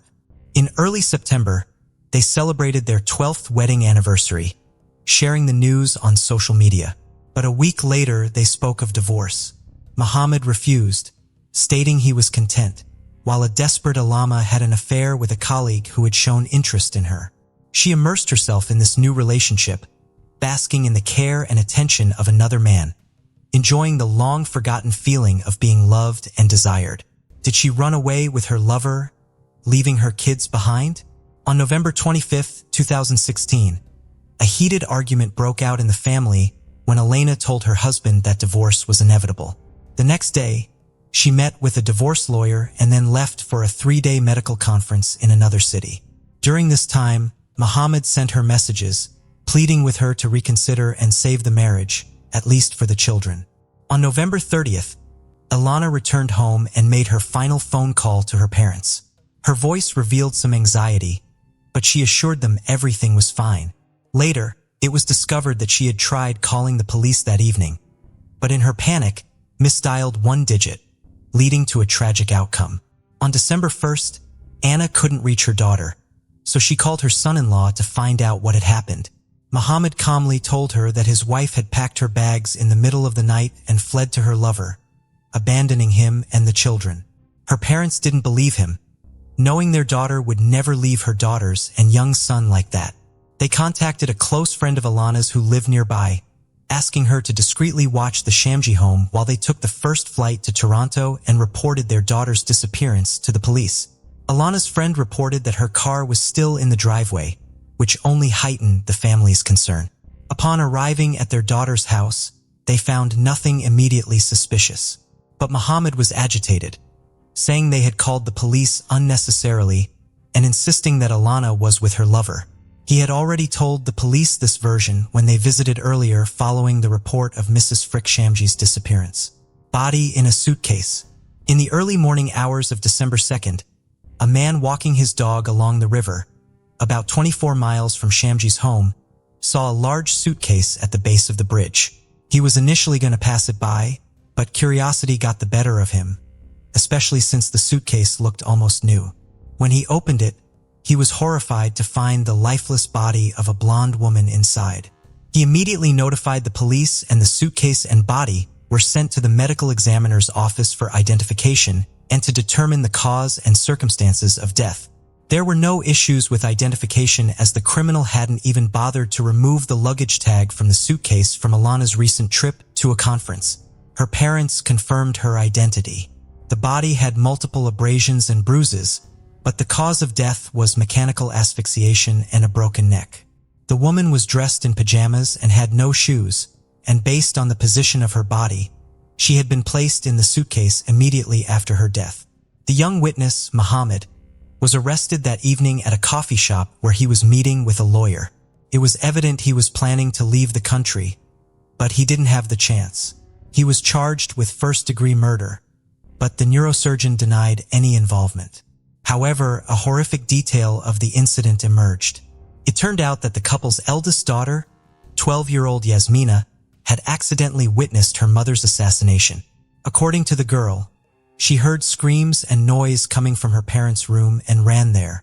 She cracked open the door and saw her father kneeling behind the bed. Her mother was likely lying on the floor, but Yasmina couldn't see her from the doorway. Muhammad yelled at his daughter, ordering her to leave immediately, shut the door behind her, and go to bed. In the morning, he told the girls that their mother had left. Yasmina, despite her age, understood something terrible had happened, but couldn't imagine that her father had taken their mother's life. A confession, trial, and sentence. To spare his daughter from having to testify in court, the accused confessed and recounted what happened that dreadful evening. According to him, he and his wife argued about her infidelity and desire for a divorce. Muhammad claimed he didn't mean to harm Alana, but things escalated spontaneously. The argument turned physical and she tried to call the police, but he knocked the phone from her hand. She began screaming, and Muhammad struck her multiple times in the face, then pinned her to the floor and strangled her with his hands. At this moment, their daughter walked in, but couldn't see what was happening due to the bed.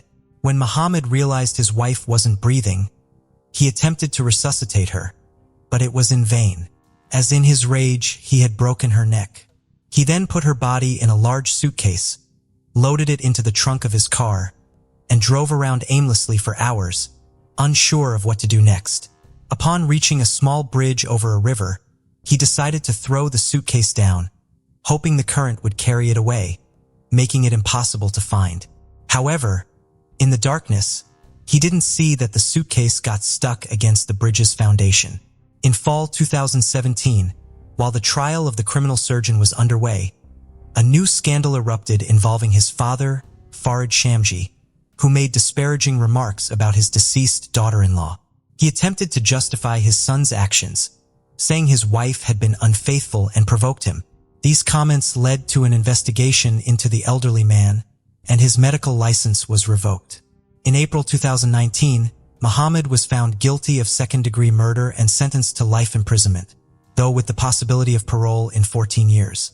Given the time served during the trial, he may be released as early as 2030. Moreover, Muhammad was forbidden from contacting his children or Alama's parents and ordered to pay them a large sum as compensation. He was also permanently stripped of his medical license.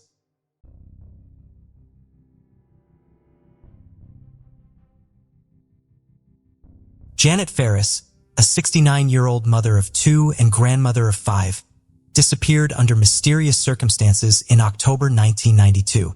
On October 1st, she left her home in Mill Bay on Vancouver Island to drive to Innisfail, Alberta, for her niece's wedding. She spent her first night at her sister's home in White Rock, British Columbia, before continuing her journey. However, 2 weeks later, her family received a call from relatives in Alberta, asking why Janet had not arrived at the wedding. By then, the investigation into her disappearance was already 2 weeks behind. The last transaction on Janet's credit card was at the Tappan Esso Serve and Grocery, west of Salmon Arm, British Columbia, where she had purchased gas. Janet's family, along with volunteers, scoured highways in the region, searching ditches and surrounding areas. The Royal Canadian Mounted Police conducted an aerial search using helicopters but found no trace of Janet or her vehicle. Griffin Lake, located just off the Trans-Canada Highway and approximately 18 miles west of Revelstoke, became a key point of interest in the investigation. The Wirenka family operates Griffin Lake Cabins and Resort on the northwest end of the lake. On August 20th, 2019, some of their guests asked them about an incident they had recently heard about that had occurred 10 years earlier. They had read an article online about 2 teenagers who had been awarded the Governor General's Award for Bravery after rescuing a family whose van had gone into Griffin Lake in June of 2009. The guests asked the Wirenkas if their van was still in the lake. The Wirenkas did not know because they had not owned the cabins at that time. They sent their 13-year-old son, Max, out on the lake with the guests when they took their boat out to investigate. Approximately 10 feet offshore, the group did see what appeared to be a vehicle roughly 15 feet below the surface of the water. They assumed that it was the van from the 2009 accident, and their curiosity was satisfied. The guests left later that day. The following day, August 21st, a Royal Canadian Mounted Police officer came out to the cabins to have a picnic with relatives of his who were staying there. The topic of the search for the van in the lake came up, and Nancy Wirenka, Max's mother, asked the RCMP officer why the vehicle had never been removed from the lake. He told her that it had been. He then told Nancy to make a report about the vehicle in the water. 2 RCMP officers came out to the lake to investigate. Since Max had seen the vehicle, they took him with them when they went out on a boat to see it for themselves so that he could show them where it was. The vehicle was not visible from the boat that day, however. Max, therefore, jumped into the water and swam down far enough to take a video of the vehicle with his GoPro to show the RCMP officers. 3 days later, the vehicle, a 1986 Honda Accord, was pulled from the lake. Inside the car were the remains of Janet Ferris. To help deal with their grief and the uncertainty they felt as a result of Janet's disappearance, her family had spent the previous almost 27 years believing that she must have run off the road trying to avoid hitting an animal or after falling asleep at the wheel. Where Janet's car was found obviously supports this theory, but further physical examination of the car and the lack of damage indicative of the car having been hit by another vehicle before going into the water also led the RCMP to announce that they did not believe that any criminal actions were involved in the accident. The Trans-Canada Highway runs right alongside the lake in the area where the car was found. Today, there are concrete barriers to help prevent cars from going into the lake, but they were not there in 1992. The road was also much more narrow than it is today, so Janet's car could have rolled down the hill into the lake even if it had gone off the road even slightly. The Ferris family and the RCMP have both expressed respect and gratitude for Max and the role he played in finally solving the mystery of what happened to Janet. "My dad and my uncle and our whole family are so thankful to him," said Erin Ferris Hartley, Janet's granddaughter. The family is considering visiting Griffin Lake and meeting the Wirenkas in the spring or summer of 2020.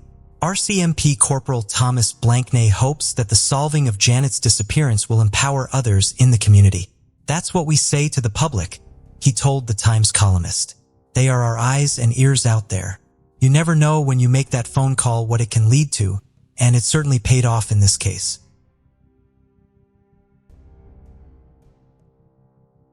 In October 1999, Viktor Moiseyenko took his 4-year-old daughter Julia with him on a train ride between Minsk and Esipovichi in Belarus.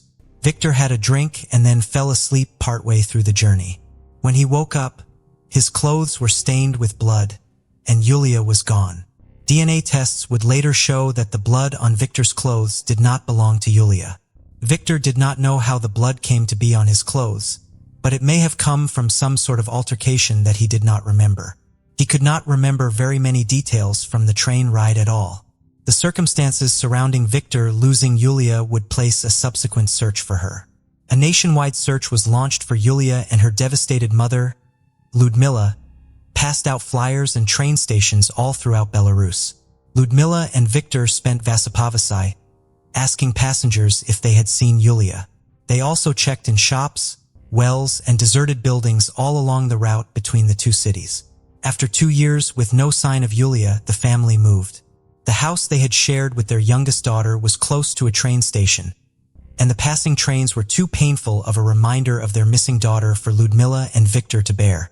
Julia's case was reopened in 2017, with the police still suspicious of her parents. Both Ludmila and Victor took and passed polygraph tests. The renewed effort still did not provide the Moisenko family with any answers, although they remained hopeful that they would one day find Julia. Then in 2019, Victor and Ludmila received word from the police that there was a woman living in Russia who may have been their daughter. The woman traveled to Belarus, and DNA tests proved that 24-year-old Yulia Garina was in fact Julia Moisenko. Julia had somehow ended up in Russia, in the city of Ryazan, some 500 miles away from where she had last been seen. 2 police officers found her alone in a train station there sometime after she had gone missing. The 4-year-old was able to tell the police her first name and the first names of her parents, but not their last name. Because she had a book from a library in a nearby town with her when she was found, authorities assumed that she was from the area, and she was never connected to the missing persons case in Belarus. While Julia has no strong memory of her disappearance as an adult, when she was found, she had memories of being on a train with a man and a woman. After they got off the train, the 3 of them slept in abandoned buildings, begged for money, and tried to avoid the police. The man and the woman have never been identified. With no one claiming Julia, authorities sent her to a foster home that cared for children while they waited for a placement in an orphanage. Julia was fortunate enough to never make it to an orphanage. Irina Alpatova was a pharmacist who lived in Ryazan. One of her sons was born with serious medical problems, and Irina made a promise that she would take in an orphan if he were to live. Her son survived, and she went to the facility where Julia was being held and told them that she would raise any one of the children that lived there. She was given Julia. Julia took her adoptive name of Garina and grew up in Ryazan. When she grew up, she went to school to be a pharmacist like Garina and had a daughter of her own. Her family was always honest with her about how she came to be with them. Over the years, based on the fact that as a child, she described being with a man and a woman, Julia began to believe that they had been her parents and that they had abandoned her. Hoping that her birth family had lost her instead, she researched missing persons cases online, hoping that she would be the subject of one. However, like the police had when she was a child, she worked under the assumption that she was from Russia and never came across her case in Belarus, which reinforced her fears that she had been abandoned. Yulia's boyfriend, Ilya, however, had more luck in his own research and eventually stumbled upon Julia Moisenko's case. He and Julia reached out to the local police in Belarus and received the Moisenko's phone number and some pictures of them. Looking at the pictures, she was sure that these were her biological parents because of the physical resemblances she shared with each of them. Shortly thereafter, she received a phone call from her biological sister, who had gotten her phone number from the police. She was also able to speak to her biological parents for the first time in 20 years during that phone call. She learned that she had not been abandoned as she had feared, but had instead been frantically searched for by loving parents who had her taken from them. Julia was reunited with Victor and Ludmila at a police station in Belarus, where DNA samples that would ultimately prove that she was their daughter were also taken. The reunion was full of tears from the parents and their daughter. Victor begged Julia for forgiveness for losing her, which she gave him. The family stayed together and talked until 3 in the morning when Julia and her boyfriend had to travel back to Russia to be with Julia's daughter. Julia does not have plans to move back to Belarus because of the ties she has in her adopted hometown of Ryazan. She does now, however, receive a good morning text message from her parents in Belarus every single morning.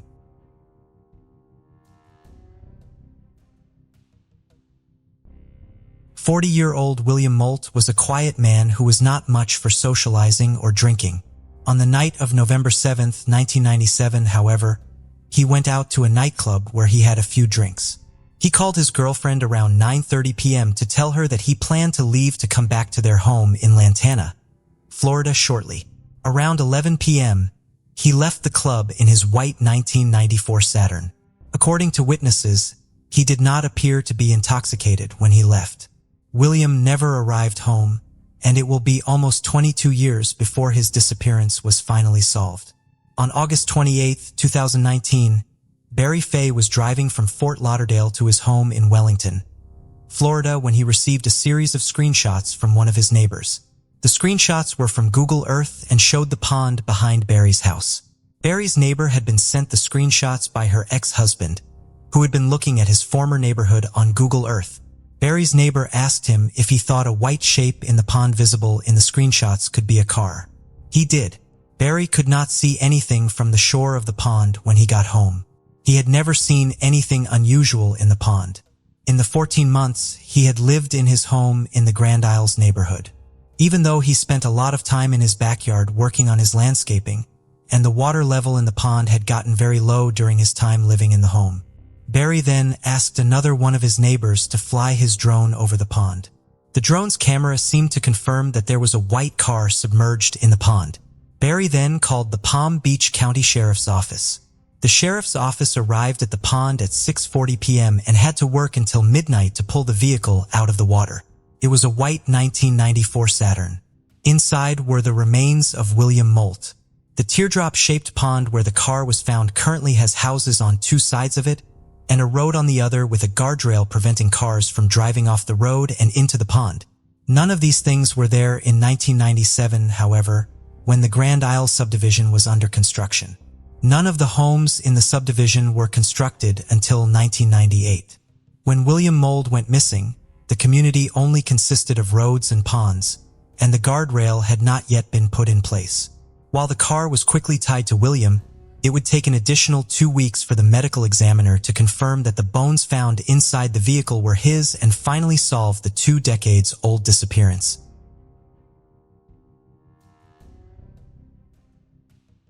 On December 20th, 2017, Mark Perez, special agent in charge of the Florida Department of Law Enforcement, held a press conference to announce a significant breakthrough in the case of Mike Williams.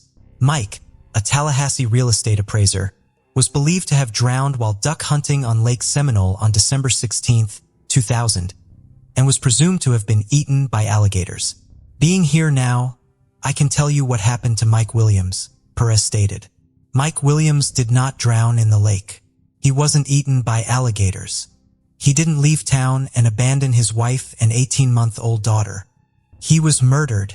While details were withheld due to the ongoing investigation, Perez revealed that investigators had notified the Williams family of new discoveries.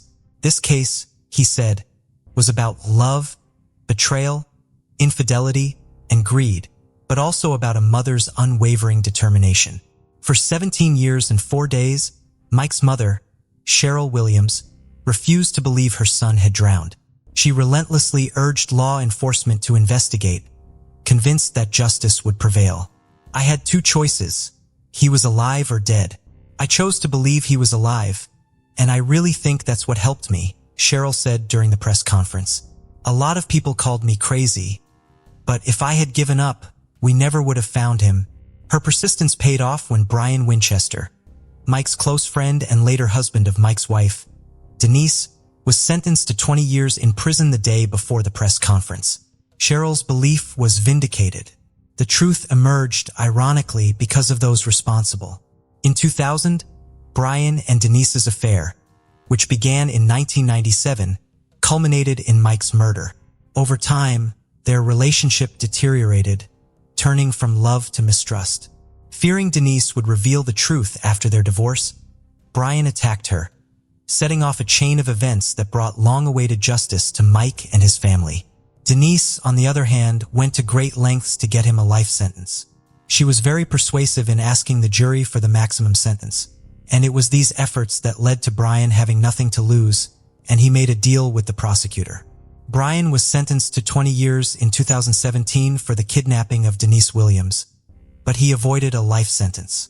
Denise was celebrating the victory and was unaware that the conviction was part of a deal in which Brian Winchester, 49, admitted to planning the murder and a 17-year cover-up of the murder, and received immunity from any prosecution for his role in the case.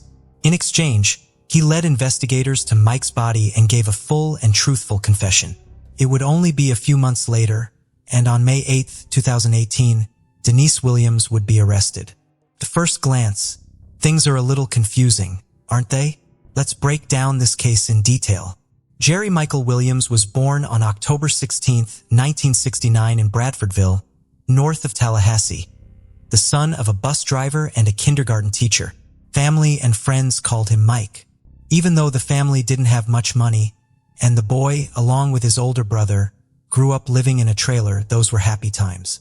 The parents cared about their son's future, and instead of building a house, they set aside money for the education of both boys, who themselves worked part-time at night in supermarkets. The sons enrolled in North Florida Christian High School. There, Mike excelled. He became student council president, played soccer, and was active in the Key Club. At the age of 15, Mike started duck hunting as a hobby and met Denise Merrill.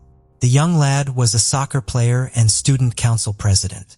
Denise was a cheerleader and council secretary, and they began dating. Friends thought they were a great couple. While still in high school, Mike became best friends with Brian Winchester, whom Denise introduced him to. Brian later had a friend, Katie Thomas, and the two couples remained friends for the rest of Mike's life.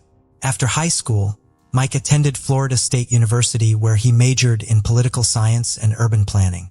The lovers graduated together. Denise became a public accountant. Mike became a real estate appraiser. Mike proved to be a valuable worker.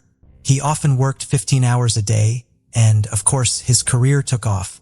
In 1994, the young, successful man married Denise. It was around this time that Brian married Kathy as well. All four of them continued to stay in close contact. Mike loved his wife dearly, strived to provide for their family as best he could, and had incredible energy. At the age of 31, Mike Williams achieved considerable success. As a real estate appraiser, he was earning nearly $200,000 a year.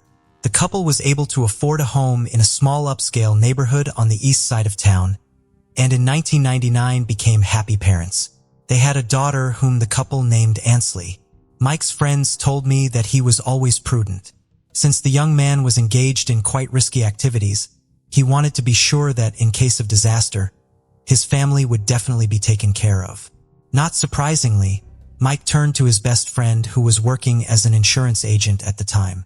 Ryan sold him 2 insurance policies for $250,000 and later for $500,000. In 2000, Mike's father passed away. Williams was so stunned by this suddenness that, wanting to financially secure his own family, he again turned to a friend. Brian helped Mike to insure his life for $1 million. Thus, about 6 months before his disappearance, the life of the loving father of the family was insured for almost $2 million. According to Denise, on the morning of December 16, 2000, her husband woke up early to go duck hunting on Lake Seminole, a large reservoir connected to the Apalachicola River. It was the day of their 6th wedding anniversary, and the couple planned to celebrate the date at night in Apalachicola, a small town on the bayou. The wife and daughter waited for Mike at home at noon, but he never returned. Naturally, Denise became concerned and called her father, who in turn called Mike's best friend, Brian Winchester. Together with his father, Brian drove to Lake Seminole. There, they found Mike's Ford Bronco car near the boat dock, but Mike himself was nowhere to be found. The men went around to all the places Mike liked to hunt, but couldn't even find the boat, so they decided to call the police. After investigators from the Florida Fish and Wildlife Conservation Agency were called, the search for Mike began. A few hours later, a helicopter pilot found the boat drifting about 225 feet from the boat ramp.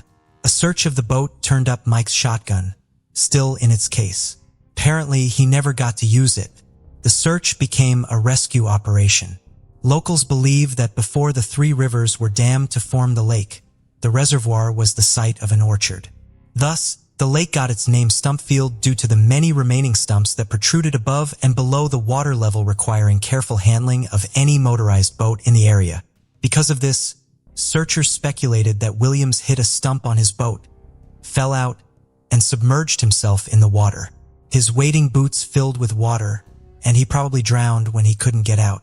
Several other agencies were called in to help, including a dive team from Montgomery, Alabama, and the Jackson County Sheriff's Office. But the extensive and methodical search yielded nothing. Mike was never located. A week passed and the rescue operation turned into a body search operation. Teams were given probe poles to probe the bottom of the lake, and dogs were brought to the site. 10 days into the search, volunteers found a camouflage-patterned hunting hat that could not be linked to Williams.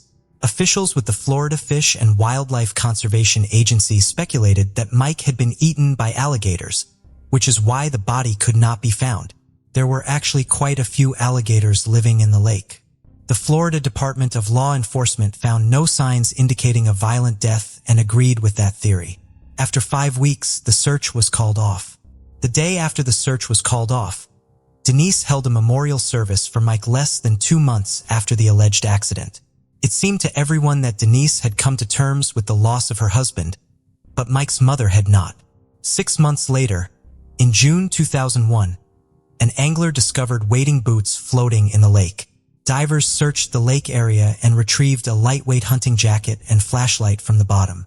In one of the jacket's pockets was a hunting license with Williams's name and signature. The find raised many questions. Neither the hunting jacket nor the boots had visible teeth marks indicative of an alligator attack. None of the items found showed signs of having been in the water for 6 months. The boots were not slimy and the flashlight still worked. However, a week later, Denise's attorney asked the court to declare Mike Williams dead. Based on the items found, he suggested that alligators and other aquatic life had swallowed the body whole. The motion was granted. The death certificate said Mike died on December 16, 2000. Cause of death: accidental drowning while duck hunting on Lake Seminole. The body has yet to be recovered. This is how Mike Williams' story might have ended if not for Cheryl Williams, who refused to give up and continued to search for her son. "All I know is that I can't stop looking for him until I find him," she said. Cheryl's efforts seriously strained her relationship with her former sister-in-law. Denise demanded she stop searching and accept reality. She said, "I'm tired of seeing articles about Mike and his disappearance. I just want to move on with my life. If you keep pushing this investigation, you will never see your granddaughter again." Cheryl couldn't give up on her son, and Denise carried out her threat.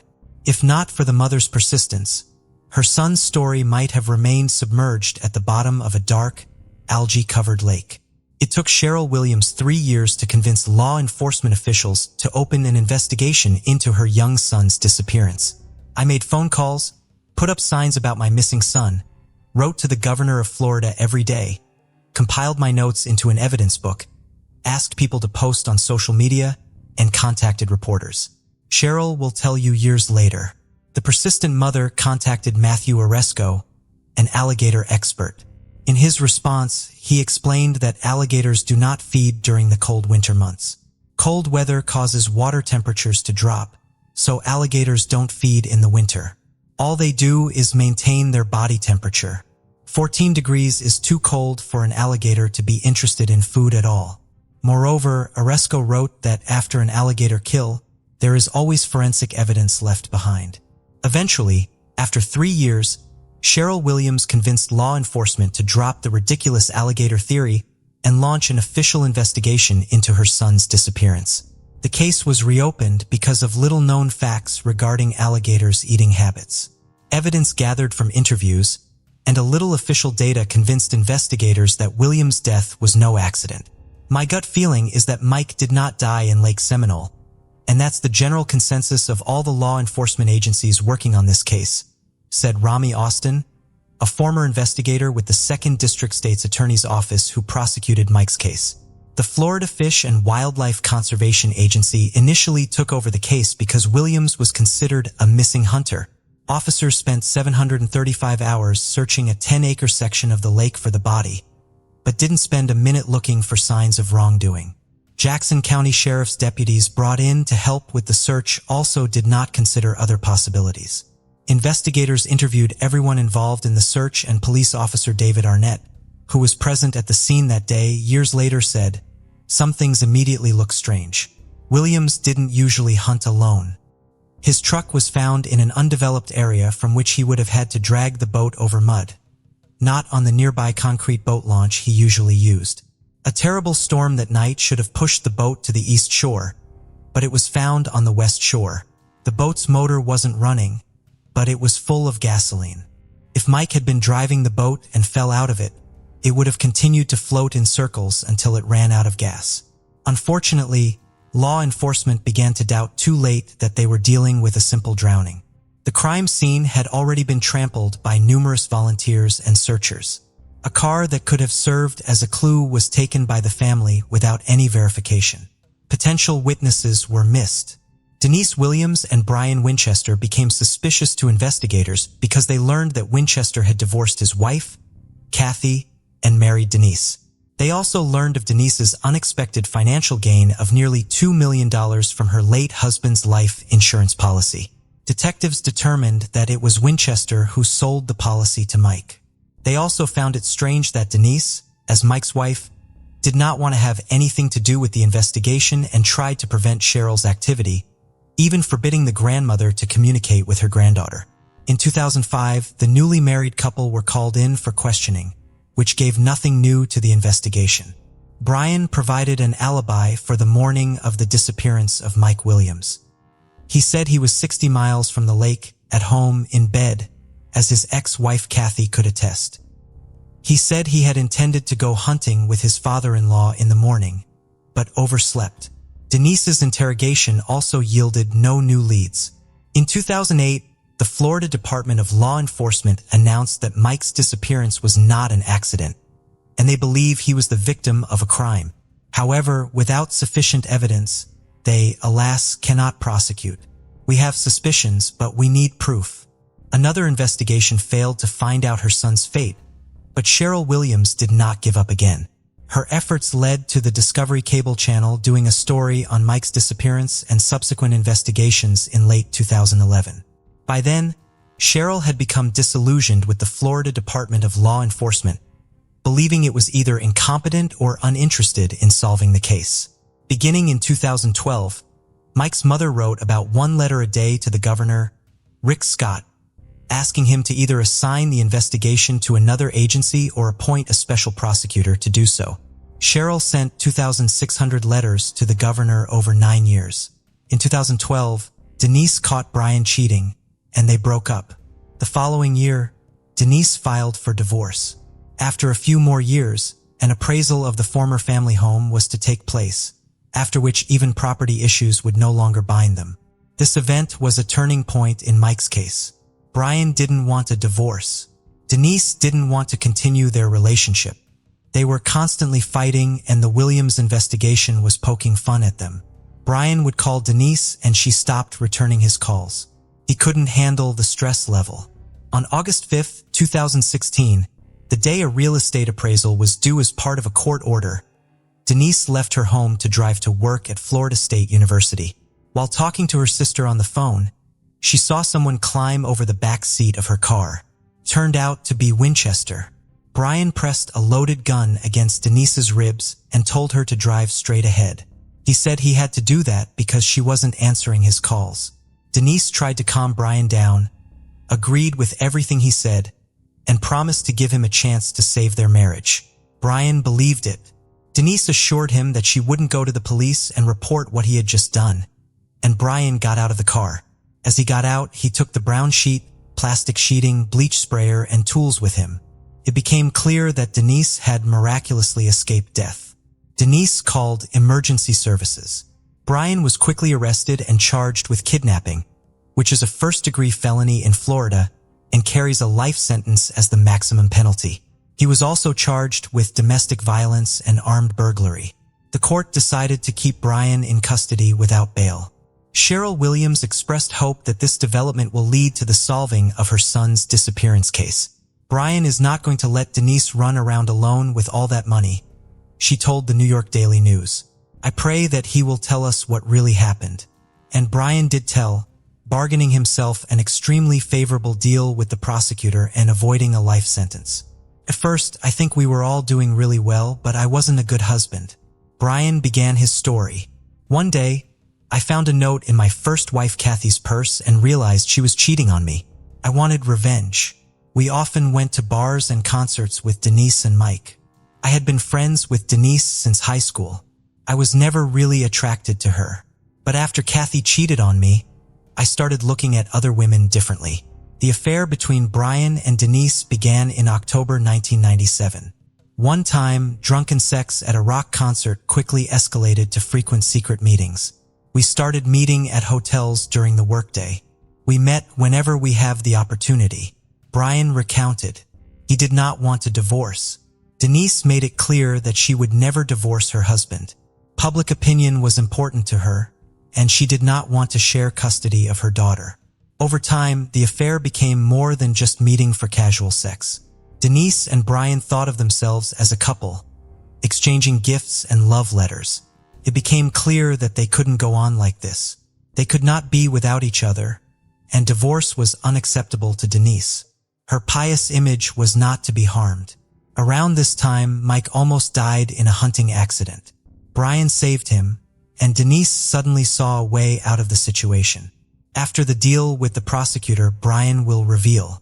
The year 2000 prompted us to start talking about Mike and Kathy's death.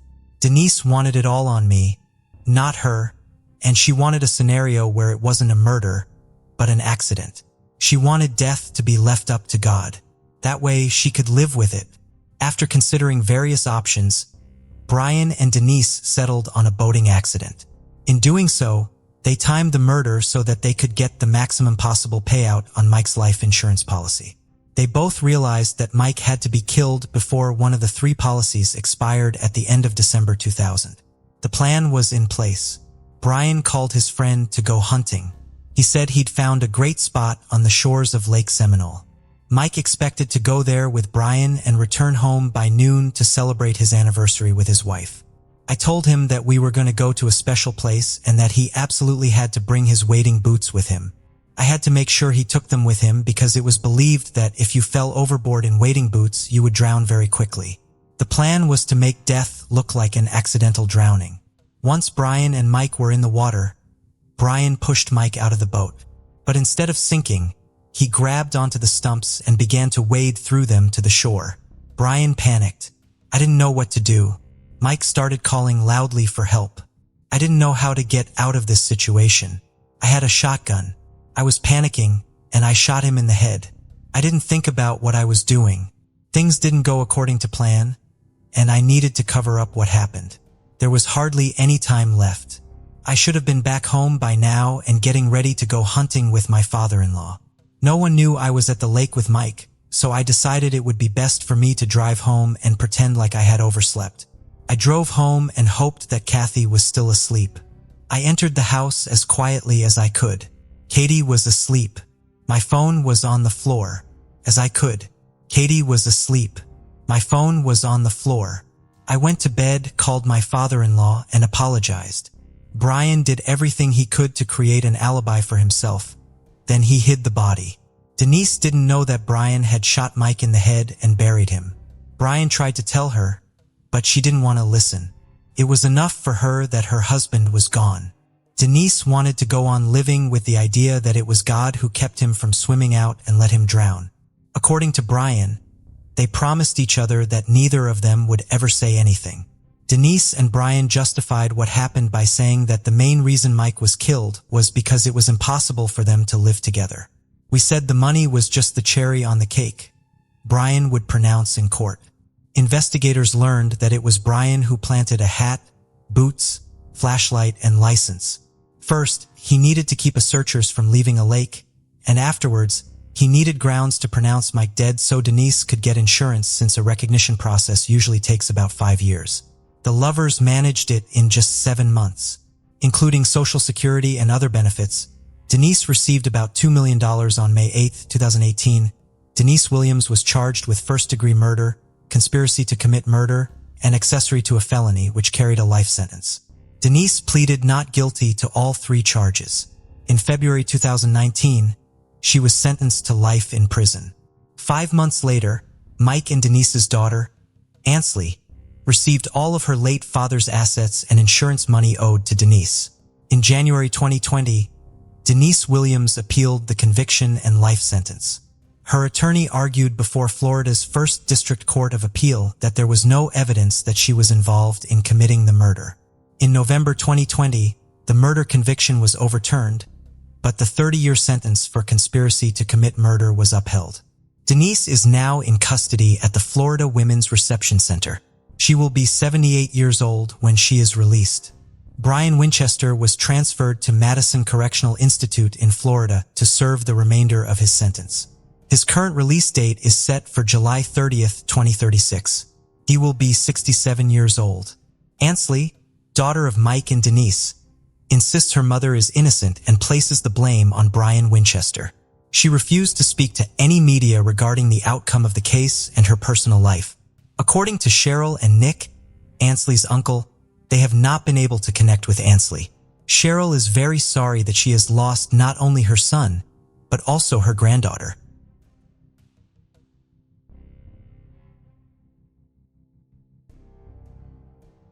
Ruth Gartner, a 22-year-old senior at Ohio Wesleyan University in Delaware, Ohio, was majoring in art and a member of the Delta Delta Delta Tri-Delt sorority.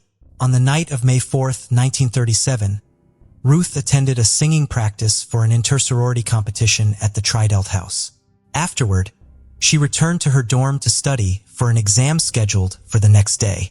In letters to her parents, Ruth had mentioned feeling tired and overwhelmed, though her sorority sisters noted she appeared to be in good spirits during the practice.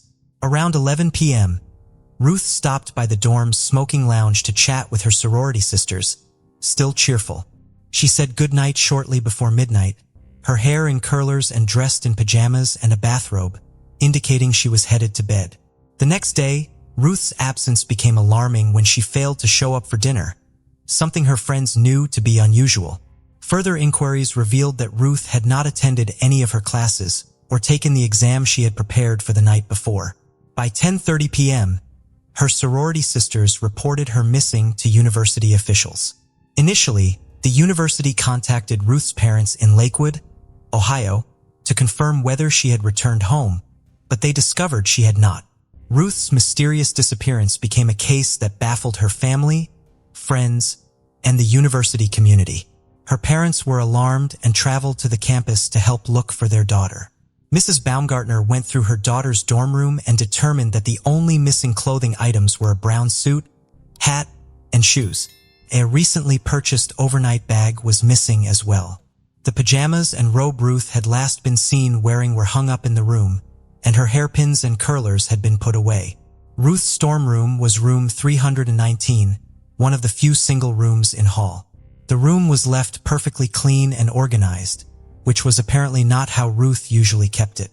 Ruth's watch, change purse, and sorority pin had all been left behind. Ruth's key to the room, as well as her, was found placed on the back corner of a staircase in Austin Hall, between the second and third floors. Ruth's bright red Dodge convertible, which had been an early graduation gift from her father, was found at the garage where she kept it with the keys left in the ignition. Ruth's sorority sisters essentially formed their own detective agency, canvassing campus hangouts and questioning taxi drivers and train conductors in the area. Police searched a nearby quarry where Ruth liked to go to study, and a massive ground search covered the campus and the surrounding areas. No further clues were found. Ruth's parents originally feared that she was suffering from amnesia brought on from all the stress she was under. She had told them that she didn't have enough time to do everything she needed to do and fulfill all of her obligations. Ruth was also concerned that she wouldn't have enough credit hours to graduate on time. She was scheduled to graduate just a few weeks after her disappearance. The possibility that Ruth had been abducted could not immediately be dismissed, however, due in part to the fact that Ruth's father was a wealthy manufacturer, and she disappeared during the Great Depression. If other people on campus were not aware of Mr. Baumgartner's wealth early on in Ruth's time at Ohio Wesleyan, they certainly would have realized it shortly before Ruth went missing when she brought her brand new convertible to campus. No ransom calls were ever received, however. A witness came forward with an account that could potentially support either of these theories. A woman living near the Olentangy River, not far from the Ohio Wesleyan campus, said that she heard 3 screams sometime between 2 and 3 a.m. on May 5th. This could have been Ruth struggling against an abductor. However, the witness said that the screams sounded like they were coming from a hysterical person, so they could have been coming from Ruth in the middle of a mental break. In either of these scenarios, it appears that Ruth left her dorm room willingly, as there was no sign of a struggle inside of it. If she had been abducted, her abductor would have needed to lure her outside. In the weeks before she went missing, Ruth had received numerous calls on the dorm's communal phone from an unknown man. On several occasions, other students living in the dorm had answered the phone. They described the man on the other end of the line as having a high-pitched voice. Ruth was not always in the building and available to come to the phone, but she is known to have taken at least 2 of these calls and seemed happy after speaking to the unknown caller both times. This, of course, led speculation that Ruth had run off with a secret boyfriend. Ruth's family and friends rejected this theory because she was happily engaged to a man named Bud Moorback in Lakewood. There were several unconfirmed sightings of Ruth alone in Delaware and other nearby cities in the days after she went missing. But there were also unconfirmed sightings of her hitchhiking with a young man, leaving open the possibility that Ruth had chosen to be with a man her parents may not have approved of and left her life behind to be with him. However, she would have had, at most, only about $5, roughly $87 in today's money, once she left. Alternatively, she could have thought she was running away with someone she loved, but the person she was meeting actually had criminal intentions. News of Ruth's disappearance spread across the country, and potential statings of her were called in from seemingly every state. The notoriety of Ruth's case did complicate it because it brought forth leads from people just looking to entangle themselves in the popular news story. At least one woman on the East Coast, and possibly a second, went to the police falsely claiming to be Ruth. In 1938, Booker Johnson, who was being charged in an unrelated crime, claimed to know what happened to Ruth in a bid to get a reduced sentence. He claimed that he and his 3 co-defendants in the case had picked up Ruth, who had thought she was going out on a date with one of the men. They then drugged her and trafficked her. This story was revealed to be a lie when authorities realized that Johnson and the other 3 men he implicated in his story had all been incarcerated on the day Ruth went missing and had been for some time prior it as well as for some time after it. In 1939, Ruth's parents asked that the official police investigation be closed. This decision opened the Baumgartner family up to suspicion and speculation. Rumors flew that Ruth had been discovered, married to someone of a lower social status, and therefore disowned, or more popularly, that her parents had her institutionalized for some sort of mental health issue and did not want anyone to find out. In a 1940 article in which she discussed the toll not knowing where Ruth was, continued to have on her parents, Ruth's sister dismissed these allegations. The Baumgartners had hired the Burns Detective Agency to look for Ruth. It is possible that they were simply unhappy with the lack of results in the formal investigation and did not want police interfering with the investigation of the private detectives. Ruth's mysterious disappearance still remains unsolved.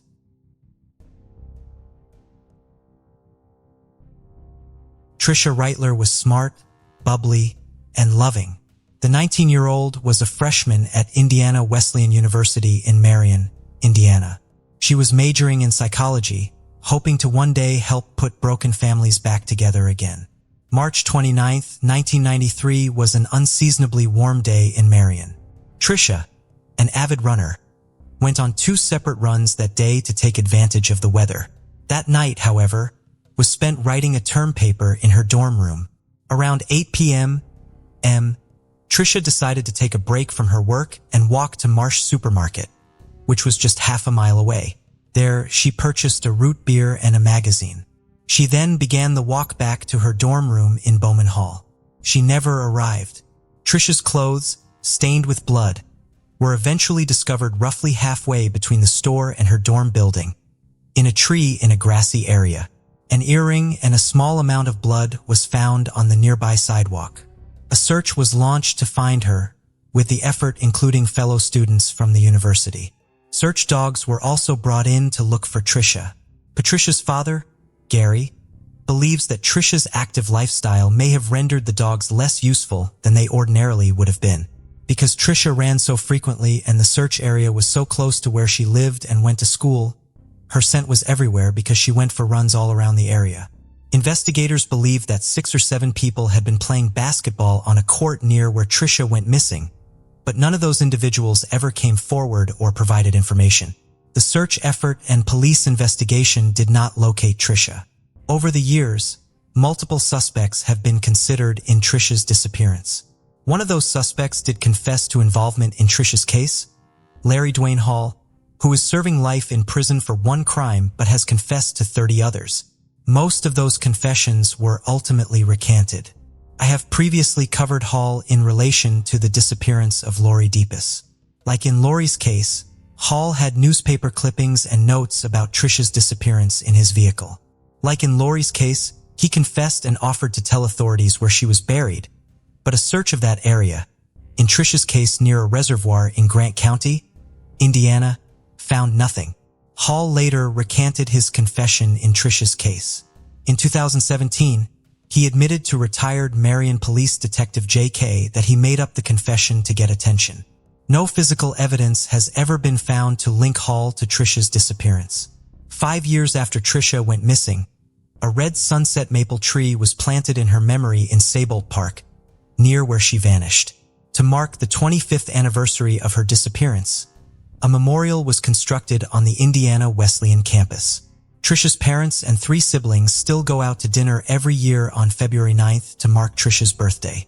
While they do not believe that she is alive, they still hope to be able to find Trisha and give her a proper burial, both so that they will have some answers about what happened to her, and so that they will have a place to go to remember her beyond the memorial on campus.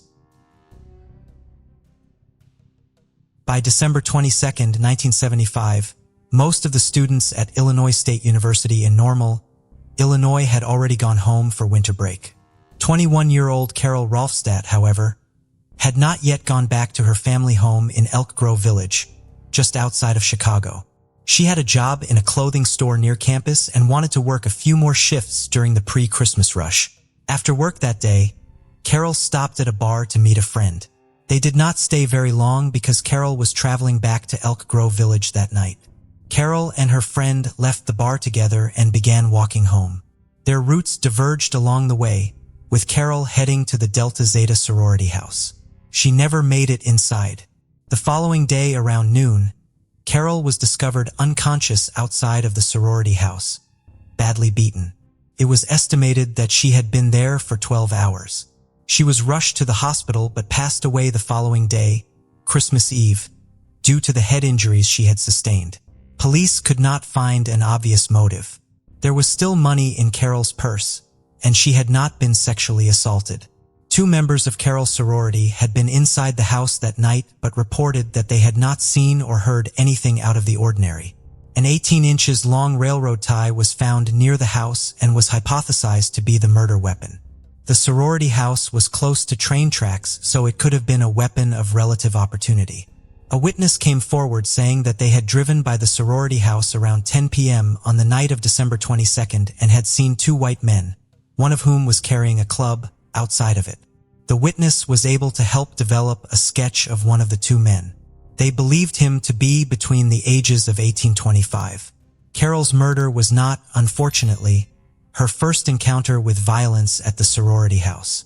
On July 16, 1974, at approximately 3 a.m., a man cut the sorority house's phone line and entered the house via a fire escape. He began strangling Carol, but she was able to fight him off enough to get out a scream. He then threw her against a chest of drawers and ran out of the house. Carol suffered a broken nose from being thrown but was not otherwise seriously injured. She was unable to provide a description of her attacker because it had been dark in her room, and he was never identified. An arrest was made in Carol's case in 1977. The suspect, who had a long history of mental illness, confessed to the crime. However, he later recanted that confession, and the charges against him were dropped. In 2001, evidence from Carol's case was sent to the FBI laboratory for new testing. Fingerprints were discovered on one of the items that had been sent. What that item was exactly has not been publicly disclosed, and the Normal police have only identified it as a personal item that belonged to Carol. The unknown fingerprints did not match any in the FBI database. They were compared to at least one suspect the normal police were considering, but again, there was not a match. Carol's case remains unsolved, but is still an open investigation. Thank you for joining us on this journey into the depths of unsolved mysteries. Cold cases not only challenge our understanding of the past, but also ignite our curiosity and determination for answers. Remember to subscribe to stay updated on our latest investigations. And if you have any information regarding the cases we've covered, don't hesitate to reach out. Together, we can shed light on the shadows of the past and bring closure to those who seek it. Until next time, stay vigilant, stay curious, and never stop seeking the truth.